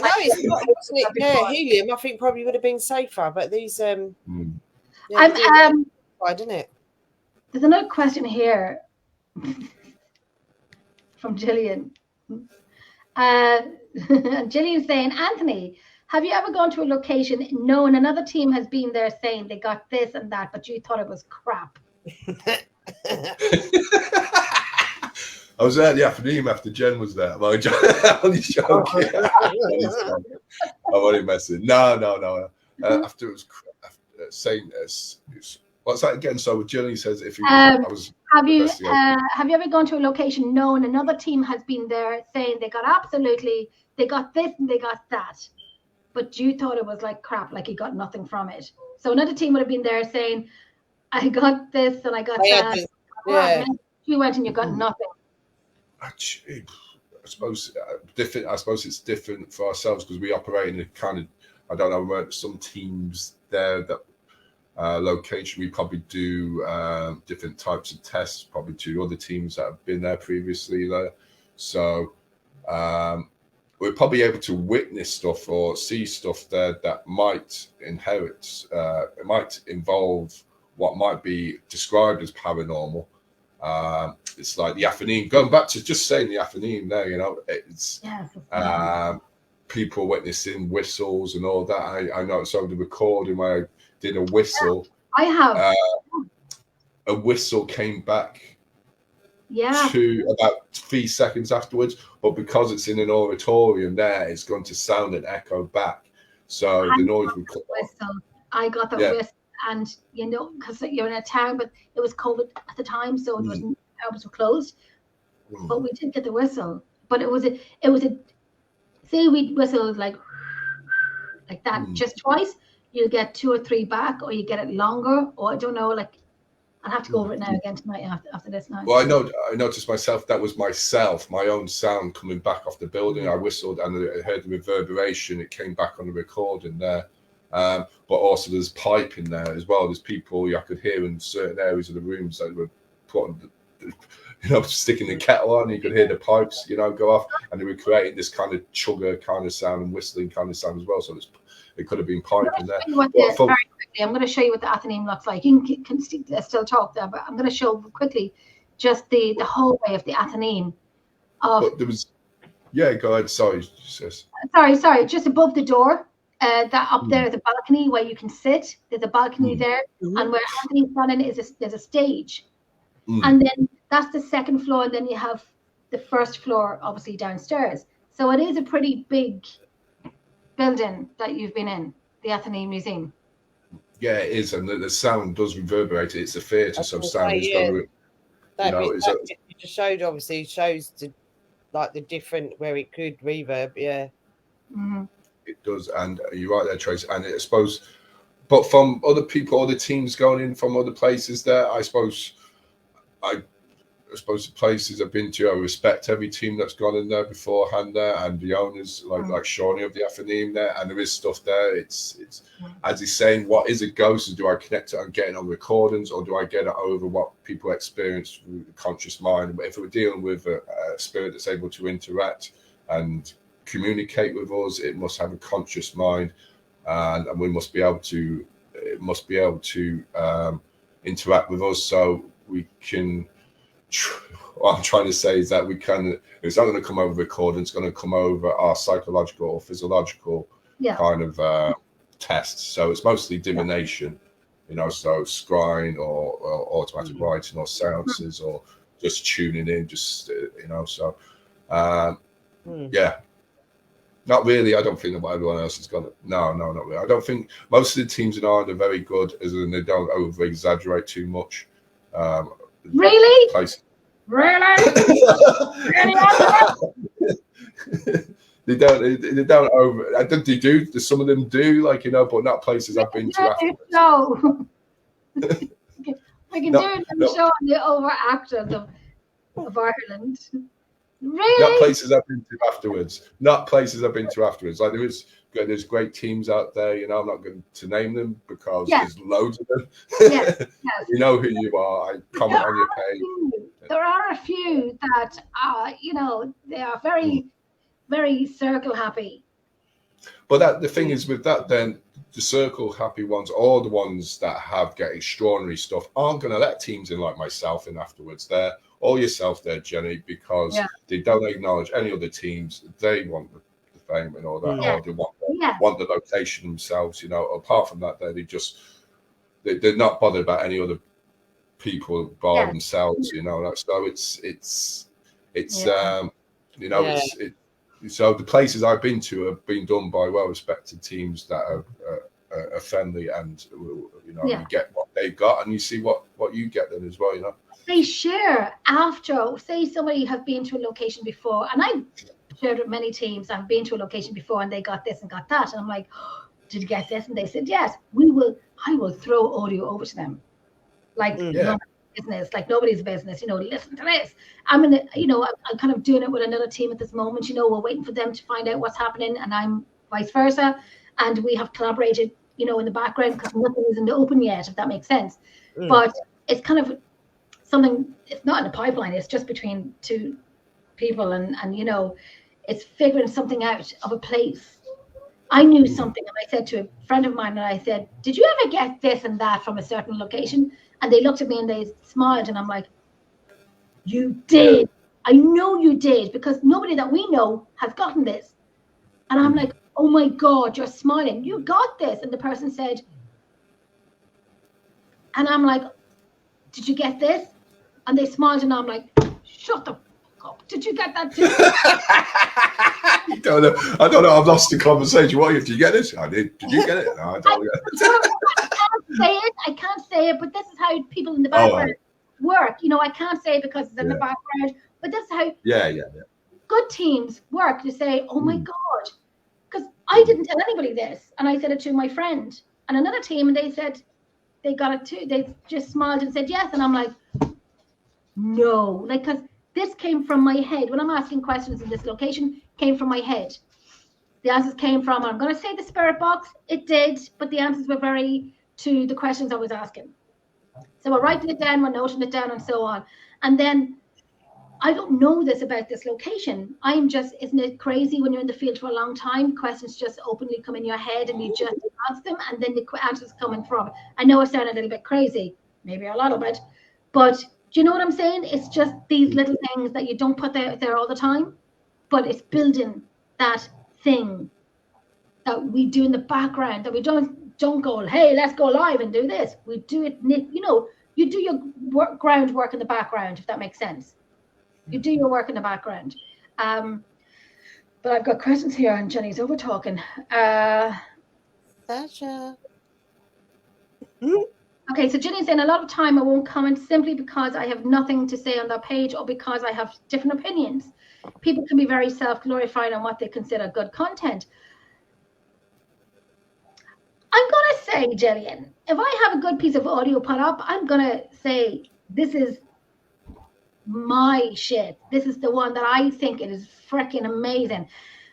But I do understand every team is saying, listen to this, and you're hearing absolutely nothing. And then you just don't say anything. But when you have good stuff put up, acknowledge it. But I know some people can put up some stuff they consider good content, and maybe not to others, but each their own. Scott is saying, we've been using a compass, old clothesline with strips of material hanging from it. Ping pong balls, all indoor, of course. We recorded on a locked off camera, which is bloody good. I like that too. Elia, hi. Well, girl, she's finally here. One of my friends is finally here. Then Matthew's saying, next week we're going to try using a vape that lights up when you take a puff just to see if we make that spirit. It's like the smoke machine. Yeah. To use that to see something. You'll be vaping like a lot of times to get the smoke up, unless it's really strong, because you got to fill the room with smoke. I don't know. Some of these vapes, Jen, like literally, like you're like, and tonight, Matthew, I am coming. Some of them. God, Jesus, my Tony has a vape. A vape, and this one he has. It was literally like this puff of smoke, and it was like, yeah, you literally come out the other side, come out with Bonnie Tyler, I want to quickly ask Anthony a question, because this is what I've been interested in, and it's a picture that I'm going to put up. But I did ask you about it tonight, and I wanted to put it's not me nude, is it? Well, yes, now that you mentioned it, you've gone across a field, and all you can see is your white arse. A white ass, definitely white ass. Across the field. It's this one here. I'm loving this one. What are you doing here? What is the concept of this? So this is, as you can see there, there's a picture there, and there's a card there, and it's got letters on it there, and on the other side there's another picture on the other side of the card, and it has letters and numbers on it as well. And as you can see in the distance, there's the brain, model of the brain, so the cerebrum, which we all have there.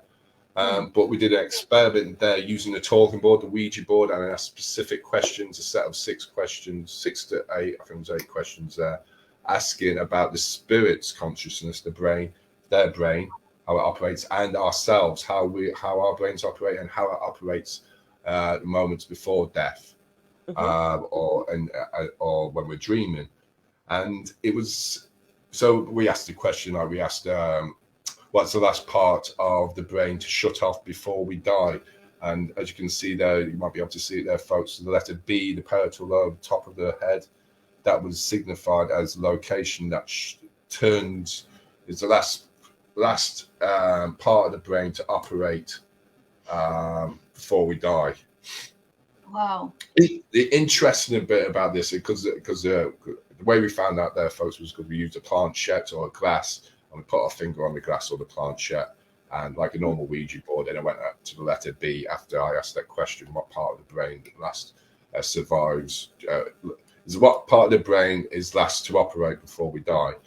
And it was the parietal lobe, which is interesting because it organizes pain, it's structured, and as well, parietal lobe, it's as well, because it's the top of the brain, because of lack of blood or oxygen, it would probably go out quickly. So it's like suggesting that the first place on the top of the brain to know that we're under severe stress or trauma shuts down the rest of the body, And it is that what you're saying there is right. Like my daughter, her epilepsy, the areas of the brain that hers is the peripheral and the frontal, and that is the main areas that have been like her epilepsy comes from. That comes from that area, yeah. I mean, they're very complex, but yeah. I mean, like like where you've got the frontal lobe, if you actually on her brain scan. When you look at her brain scan, the frontal lobe, she looks like she's got another set of eyeballs. Right. Okay. Frontal lobe. It's Right. yeah. It was just where I was watching that diagram, and I'm like, oh. It is interesting. It is interesting. And it's interesting. Sorry, I just add one last thing there, Joe. Go That ahead. part of the brain is the first one to interact into the next realm. That's what we got. Find out what brain is most invited. B. Yeah. B. So suggesting that we don't lose consciousness at all. That it's sort of triggers on a standby mode, as we could say with a laptop, and its use is the first, and it recognizes pain as well. Did I say pain? Yeah. Pain. So when it recognizes pain, it shuts down the rest of the body, and so it's kind of comforting to know. And also touch. Yeah.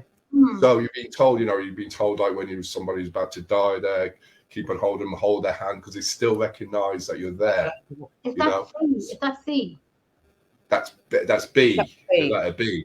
Yeah. And the thing that we asked there, which might be interesting to yourself there, Jen, we asked what part of our brain is ineffective, and it said the auditory association cortex, which is. Let me bring it up again. Yeah, so it's part of the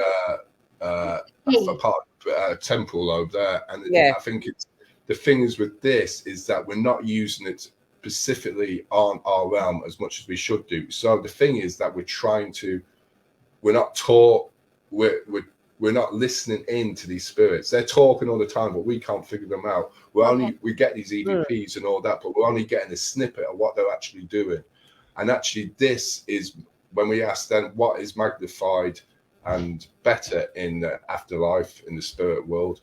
They mentioned the parietal lobe, obviously it continues on, and they mentioned it the same audio association cortex as the benefit, so they can hear us, but we can't hear them, and they can translate. The auditory or association cortex is good for translation, and I know many spiritualists say there's the universal language. They understand whatever we say to them. We don't have to be in Germany and we don't have to speak German, and that seems to be the case, that they can understand, especially when it's more powerful in that world to understand us. The other interesting thing there, sorry, just one more before I go on.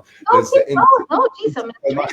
the interferomatic adhesion, I think, spot. There's a little spot there on the picture. You'll see it's inside. You'll see it right in the middle of the brain. Right in the middle. Yep. And we asked the spirit world, what is best? What part of the brain do you use to go in and out of realms? And you can put this at two different questions. It's a little spot in between, in the middle, and this is called the informatic adhesion area. I forgot what the other word is. So, and there's not much known about this in the scientific world. About the neurological world, about this part of the brain. Only 80% of us, I think it's 80% of us, have it. Would you believe it? This part of the brain. Mostly women, and it's bigger in women. So it's interesting that maybe women can pick up more spiritual stuff like that. But those that don't have it might not be able to go into other realms, might not be able to interact with us on this realm. So you wonder why people. Anthony, did you say you have opening on your team? You're looking for people? Because I'm by myself. You're more than welcome there. Can you drive, Jen? Does that help? Driving is not the main thing. You can make it. You know yourself. I make plays. Like I don't drive, but I listen. That's got me thinking that now. So that part that obviously you're saying that women, like my daughter's non-verbal, but I know what she wants without her even. And she knows what I'm saying. Yeah. So I wonder if, I mean, I do know that me and her have always been together in a past life. Like, always. So yeah. I wonder if, I know it sounds stupid. I mean, it's like, if that is. I'm going to, I know what you're saying, Tracy. I know what you're saying. My other question. Sorry, go ahead. Go ahead. It's part of the brain that only 80% of us don't have. 80%, 20% of us don't have. So it might be to do with that. As we mentioned as well, what part of the brain is ineffective? We asked there, and the answer was the temporal lobe, which is to do with sensing stuff, objects around the area. That's why we can't. They got their own little cupboards in the room. We can't detect it. We can't sense it by touch, you know, and we can't grasp who they are, like touch them or feel them. That's and like what we Tracy get. was saying as well, that you know she has this. Can I say the word telepathic with your daughter? Like you know what she wants. And I'm going to throw this bit in here as well, and I'm going to mention animals because they are there too. My children are dumbfounded with how much I know what not this one here, not this one. I know what she wants. I love that one. She's lovely. My Chihuahua. I know, like she barks once, and I say, Jessica, get her some water, and she goes, are you sure? And I'm like, get her some water. So they bring her over water, and she drinks, and they look at me saying, how did you know? And I said, because I know her barks. Now, and people are going to laugh saying, oh my God, you're talking about a dog. But let me tell you, ladies and gentlemen, I work with animals. And, you know, I work with them 24/7. Would that be part of it? I mean, it probably sounds stupid and blasé. Would that be part of it, that you can telepathically know what your pets are wanting or thinking? Maybe. I don't know. Yeah, why not? Still trying to, why not? We're still trying to find out. I just speak Chihuahuanese. It's like yes, telepathy is supposed to be a sense that we completely lost through our evolution, you know, and it's something that I suppose doing this kind of stuff when we finding time to do the paranormal stuff, we might actually be connecting in more.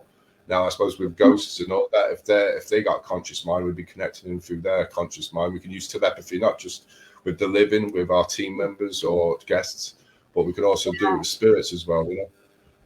But as you say, animals as well. You probably know more than me, Jen, because you know you've got more animals than me. And there were tests done. I think obviously Nazi Germany did it. I think with dogs there, you know, and you know, so it's something with animals.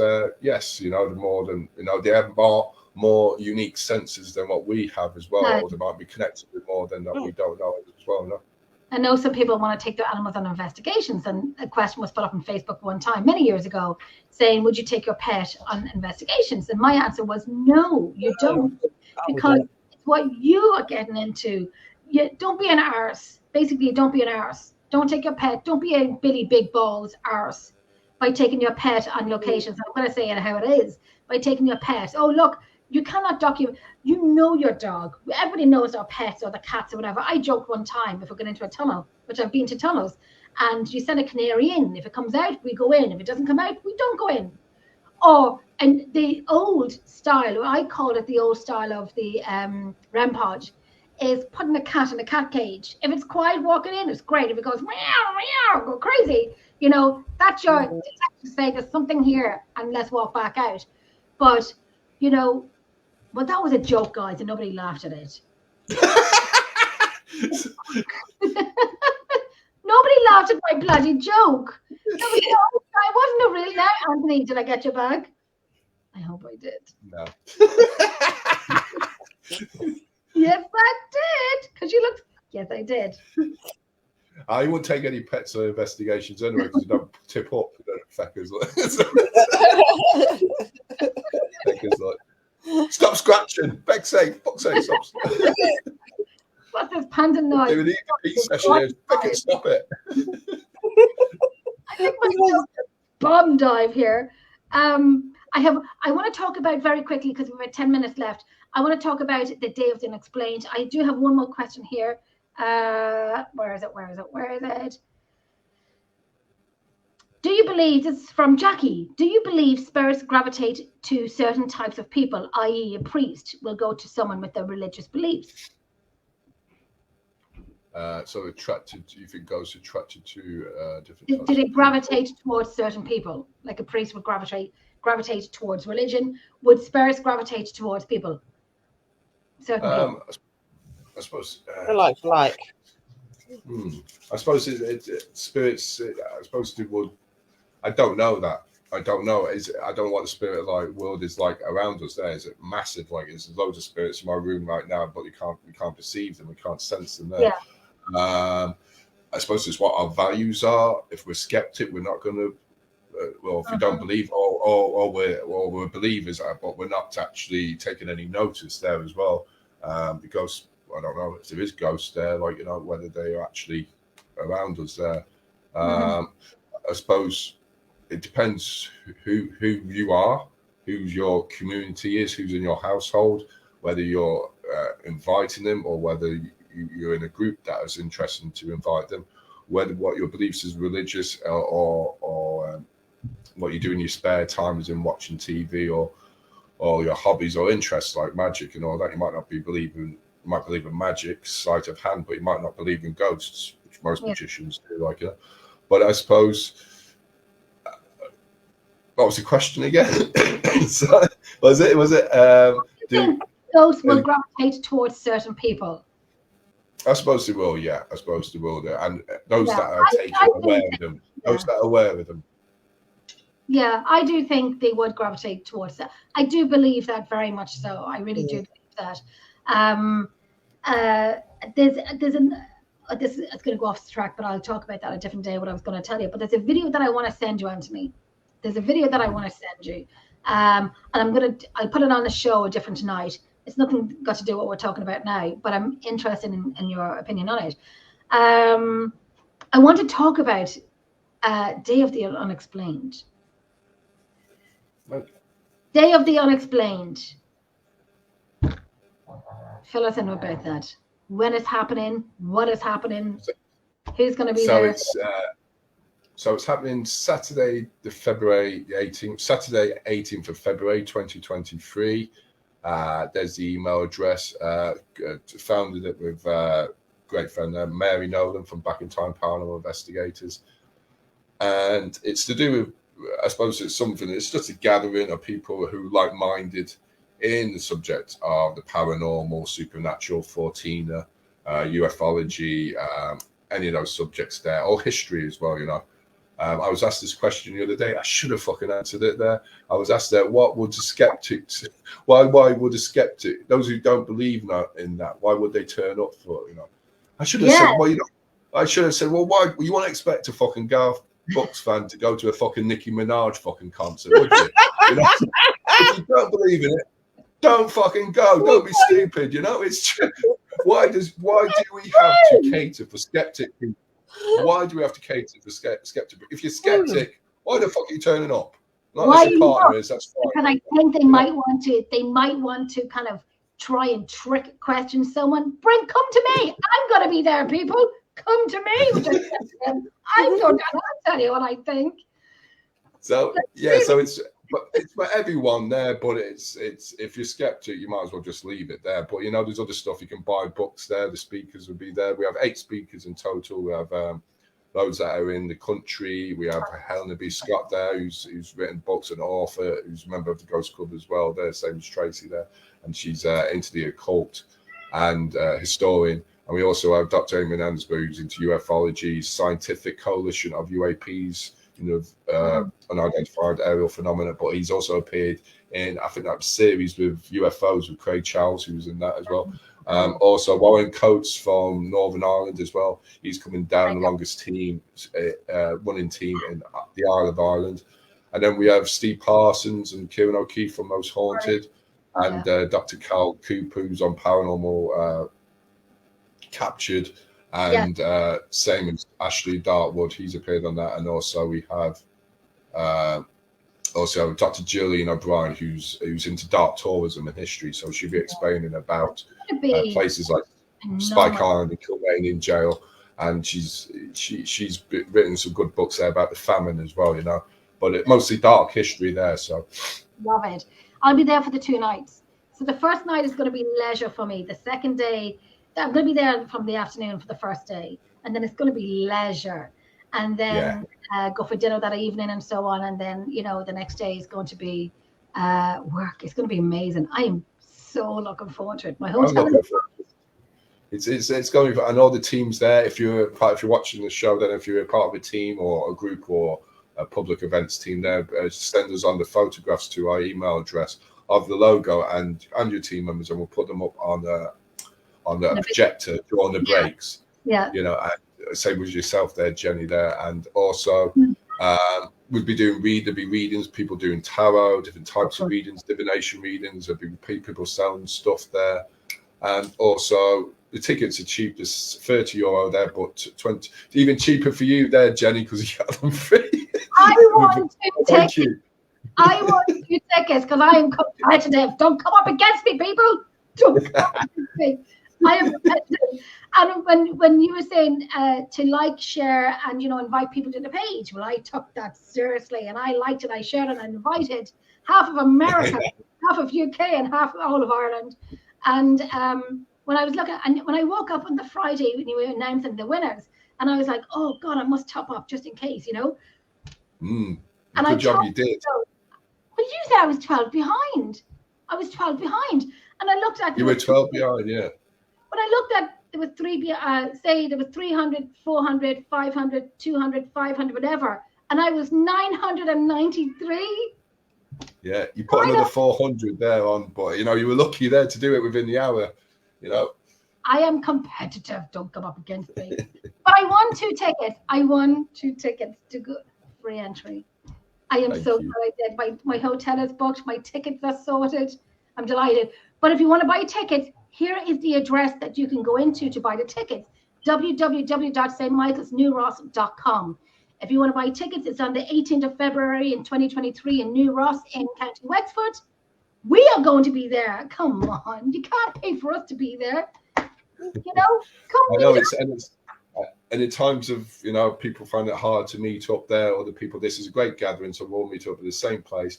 And also those folks, though, you need to get your tickets because accommodation might be hard to get in later time, and also it's half term, so there'll be places booked out there. So it's great to get the tickets now before anything else. It's going to be a fantastic weekend. It's going to be.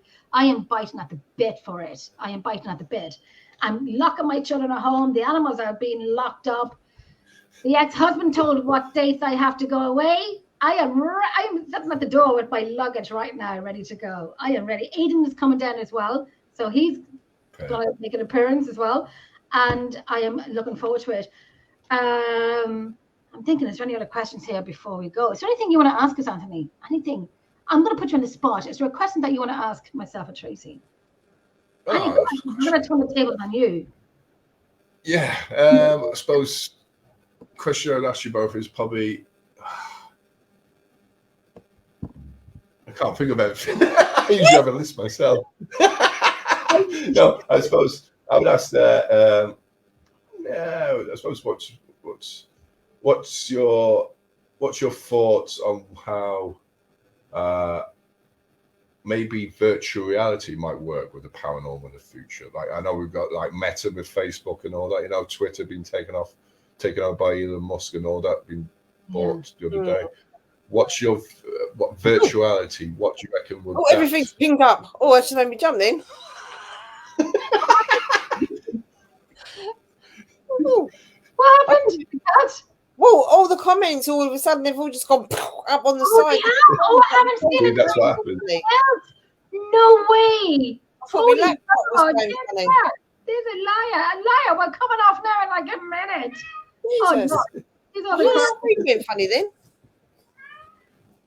So very quickly, so what's our thoughts on the virtual reality? How would that interact with the paranormal? When it comes to investigations. Yeah. Oh my God. And live streams. Could you ask me a simpler question, please? No, it's just interesting. I don't know if you want to answer that or. I don't know. I don't know. I mean, is it not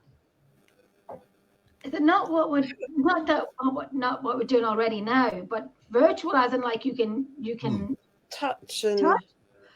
I'll be honest with that. I'm not sure I'd like that. I would, but I don't think it's going to happen.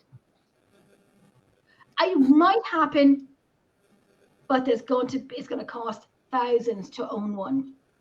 Yeah. I would like on a location, would it? I mean, could you imagine just sitting in your front room and just having something like that where you can just go to any location through these virtual reality. But no, I don't think I could use virtual reality to do that. Would it make you work as less? Would it make you get rid of the old way? Sorry, Anthony, go ahead. Yeah, you're right. I suppose it would there, but I suppose it depends on what if you're coming up with like a device that's coming in, like there is goggles like virtual reality, you have the 360-degree thing. You put the instrument in the middle. You'd be able to pick up maybe the sound and visual side of it there within it. You might not get the physical side of it there, but you might be able to pick up those two senses and things. And there might be a person live from that location that you may be able to see that will welcome you in to this particular room or area. So it might be handy for public events and all that, or something that, like that. But, it's interesting that way, I suppose. I think that's the way it's going to be going as well in the future. If we can do it live through Facebook, and they're looking into virtual reality, then it'll probably be coming to investigations and public events. I think sometimes it would make you, well, I know we want to find what we want to find. That's what we're looking for. It would get rid of the old way of how it would, yeah. That'd be a bad thing sometimes. I don't know. Would it be a bad thing that we get rid of the pen and paper and we get rid of the digital recorders and the videos? Would it be a bad thing? I don't know. I mean, it would make work, if I can call it work, easier for us. But I like going in not knowing. I like going in not seeing. I like going in not hearing sometimes. That when I do the work, then it's worth your 18 hours of being, or 24 hours of being awake, if that makes sense. But at the end of the day, we're still looking for what we're looking for. So then the other way is like virtually, like I said, would be easier for us. That's what we're looking for. But I like the work. I personally, for me, like the work. I like going in not knowing. You could personally investigate somewhere like Alcatraz or or somewhere else in a completely different area of the world, and have these virtuality things on, and you got the sound and the vision there. Yeah, but it wouldn't be the same as in being there, would it? True. To be sitting there in your front room and just virtually, I don't know, being in a different country. Yeah, nah. I was munching on your cheese puffs.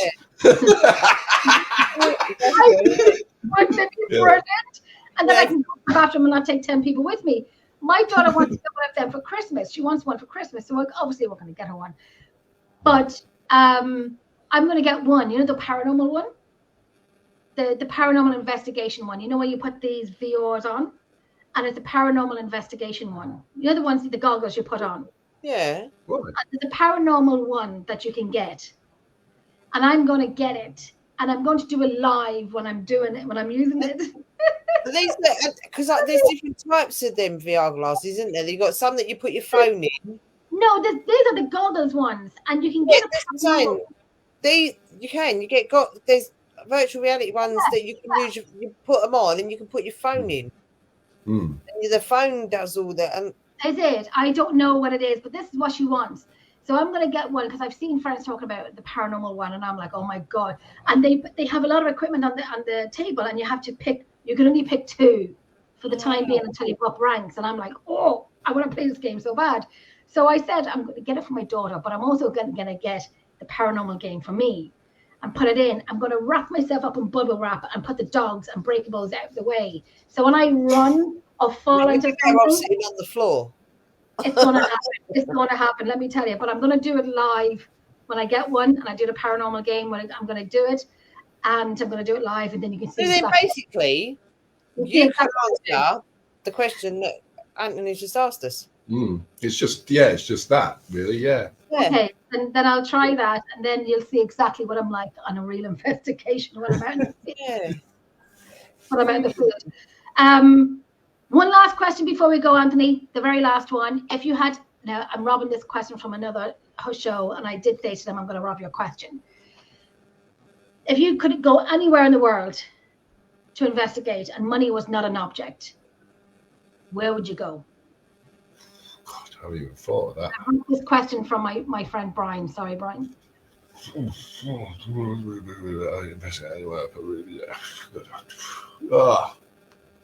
It's hard to know there. I'm into all sorts of history, so God, I suppose. Oh God, it's hard. No, that's a difficult one. That's a difficult. I don't know anywhere in the world. There's probably loads of places there, but just one out of the top of one. Just there's a million places where we want to go. One that probably the White House. The White House.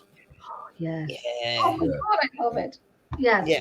White House. Yeah. It's haunted supposedly as well, and you know. Well, listen. I mean, I would say so. I think my answer when they asked me that question, my answer was the Vatican. Mm-hmm. Oh, yeah, that'd be good as well. I want to investigate the Vatican because I know the lying little motherfuckers in that place. That's where I want to investigate. No pagan area, pagan ritual area. So it's a different thing for different show. VR is good if you can't get there, but nothing will take you. Absolutely. Yeah. Well, it's 12. It's true. It is now 11:05. There's other public networks kind of like text me saying, Jenny, get off the air. We have another show coming on. But Anthony, I want to say a million thank you for being here tonight, for coming back on. You were bloody a gem. You really were. Thank you, Jen. Thank you, Tracy. I want to show you one more thing before we go, because I've been sent this picture. This is from Jillian. This is her dog, Tilly. Now, Tilly looks at anybody who talks on the phone. Okay? So this is Tilly's face when she heard you talk.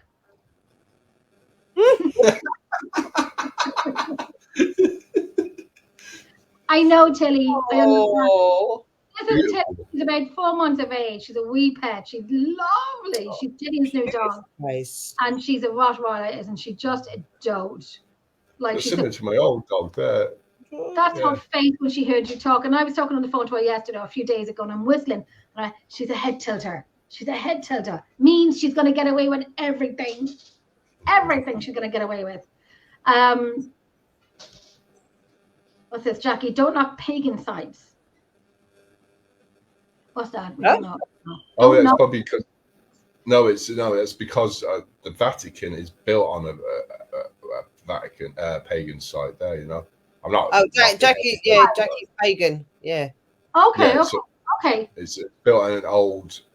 If you look it up underneath the Vatican there, underneath there's like what's another word for a waterway underneath. Oh. A sewage. Well, not sewage there, but there's underneath the Vatican. It's an old ritual spot there. It's a pagan worship site there, and that's what the Vatican's built on. Like most churches or kirks, as it would have been used, worshipping sites there. You know.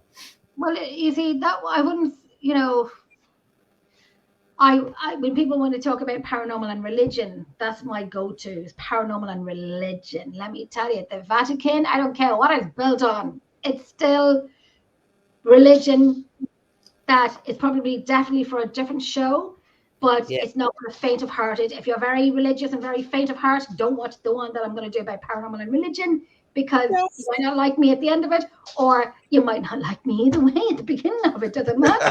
We might like you at the end of it. Yeah. You never know. You know, but it's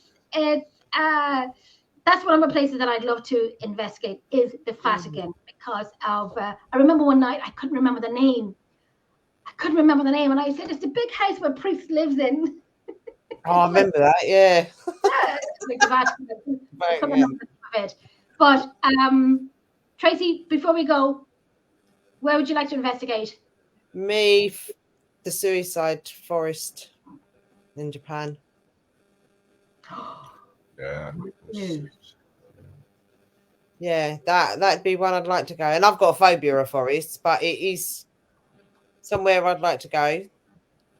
And maybe just see as well, like if doing a little bit of work out there might not change the area, you know, lighten it up a bit. Does that make sense? I know. Yeah, Right. forests. You know, the most scariest places to be in the forest. It could be a castle with 600 supposed ghosts, Absolutely. but a forest is. And then trust me, I'm petrified of them. I mean, I went to a location one night and I did on video call. Abby was driving and I'm slowly and more sliding down the chair in the footwell of the car, screaming Because there was trees like this all over me. But you think because the forest is more open that you feel more vulnerable in a forest, where in a castle you're in walls, but in a forest you're open and you're vulnerable and there's nowhere to run but knock into a tree maybe. For me, forest is a personal thing. But no, that'd be somewhere I'd love to. What's one place where you would not investigate, Anthony? I know we keep saying stop questions, but I am Jenny. What's one place where you would not investigate? No. For love, no money. Oh, would not. Not investigate. That's a tough one there. Not investigate. I'd investigate. I'd probably investigate anywhere there. I suppose places that I would not investigate would be places where, if I was given permission to, then that's fine there. But places I want to investigate would probably be places that the owners aren't nice. Mainly, that's it. Places that didn't value if I was to investigate the research afterwards. And there's a few places in Ireland that have been like that for me. I'm not going to mention them there, but you might know that there's one particular place there, that I've done loads of research for, and there's no actually thank you afterwards. And they were asking for information about stuff there, and they didn't actually say thank you afterwards. It was just completely dead afterwards. So places like that, I wouldn't investigate because why would I waste my time? I know there's a spiritual side of it there and find out stuff there, but if they're not going to value or honor whatever stuff you research or study, it's a lot of work. It's a lot of work. You research, and you got to get your research and your history right. And if they haven't done it themselves, and they just kind of got you to do it, and they weren't thankful for it, I'd be definitely there with you by not wanting to do it.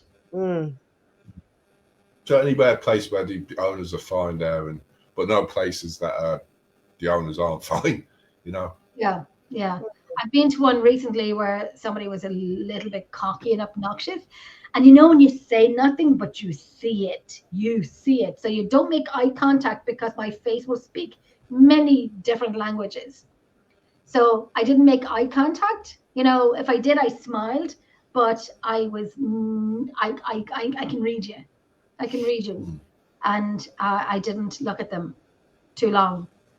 Or if they were talking, I didn't look at them at all, because they could just read my face if I did look at them. But I thought it was very unprofessional. Any other questions before we go? I know it's 11:15 now. 11:15? Yeah. So I thought it was 11:45. Oh, it's 10 to 12. 10 to 12. Yeah. Oh, I'm looking at the time up here. Oh my gosh, it's 10 to 12. 10 to 12. I got to watch Match of the Day. Match of the Days coming. I think it's nearly finished there. So. Who was playing? Who was playing the football? I know. I don't. I'm not going to say anything now. I shouldn't have really fucking said that. All the results will come up by people. Shit. Tell me, Take me off now. Tell me, I'll get the results for you. No, don't you dare! I'm coming off. I swear, I'm coming off.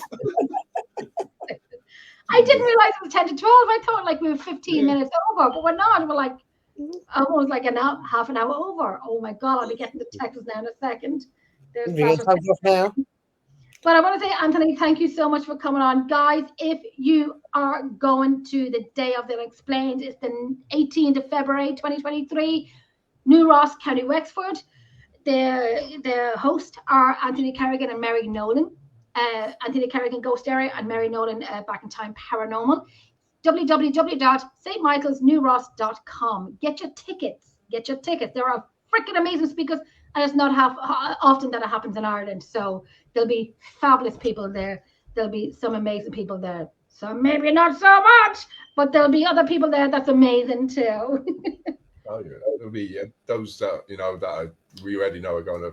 It's welcome to everyone anyway there, and it's great. I know a few people messaged me already there, and they're into UFOs, not into the paranormal, but there's people that are that are coming but aren't mentioning that they're coming, but are secretly getting the tickets. So it's best to get your tickets there, because you might not get a chance to go. It's 200. So Sorry, Anthony, if people walk by, like I've seen a question before, if people walk by and they don't know what's going on, but could they buy tickets at the gate? Can they walk in? Or is it just ticket only? Can you online or can they buy at the gate? Well, we'll come to that circumstance when it comes nearer to the time, because the tickets might be sold out there. There's 270 spaces there, so there's availability there. But as the days, the weeks come, there's going to be more publicity there, and there's more people, a broader range of people promoting this there as well. So it's best to get your tickets now there and sort out your accommodation. If there's any difficulty, just email us there. Absolutely. The email is. Oh, I hope you will have a fantastic time. Tracy, I hope you can come over. It's because we have fortune, flights, hotels.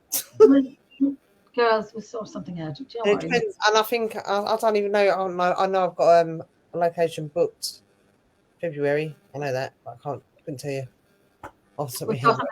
Right, Anthony's going to have to watch his football. Yes.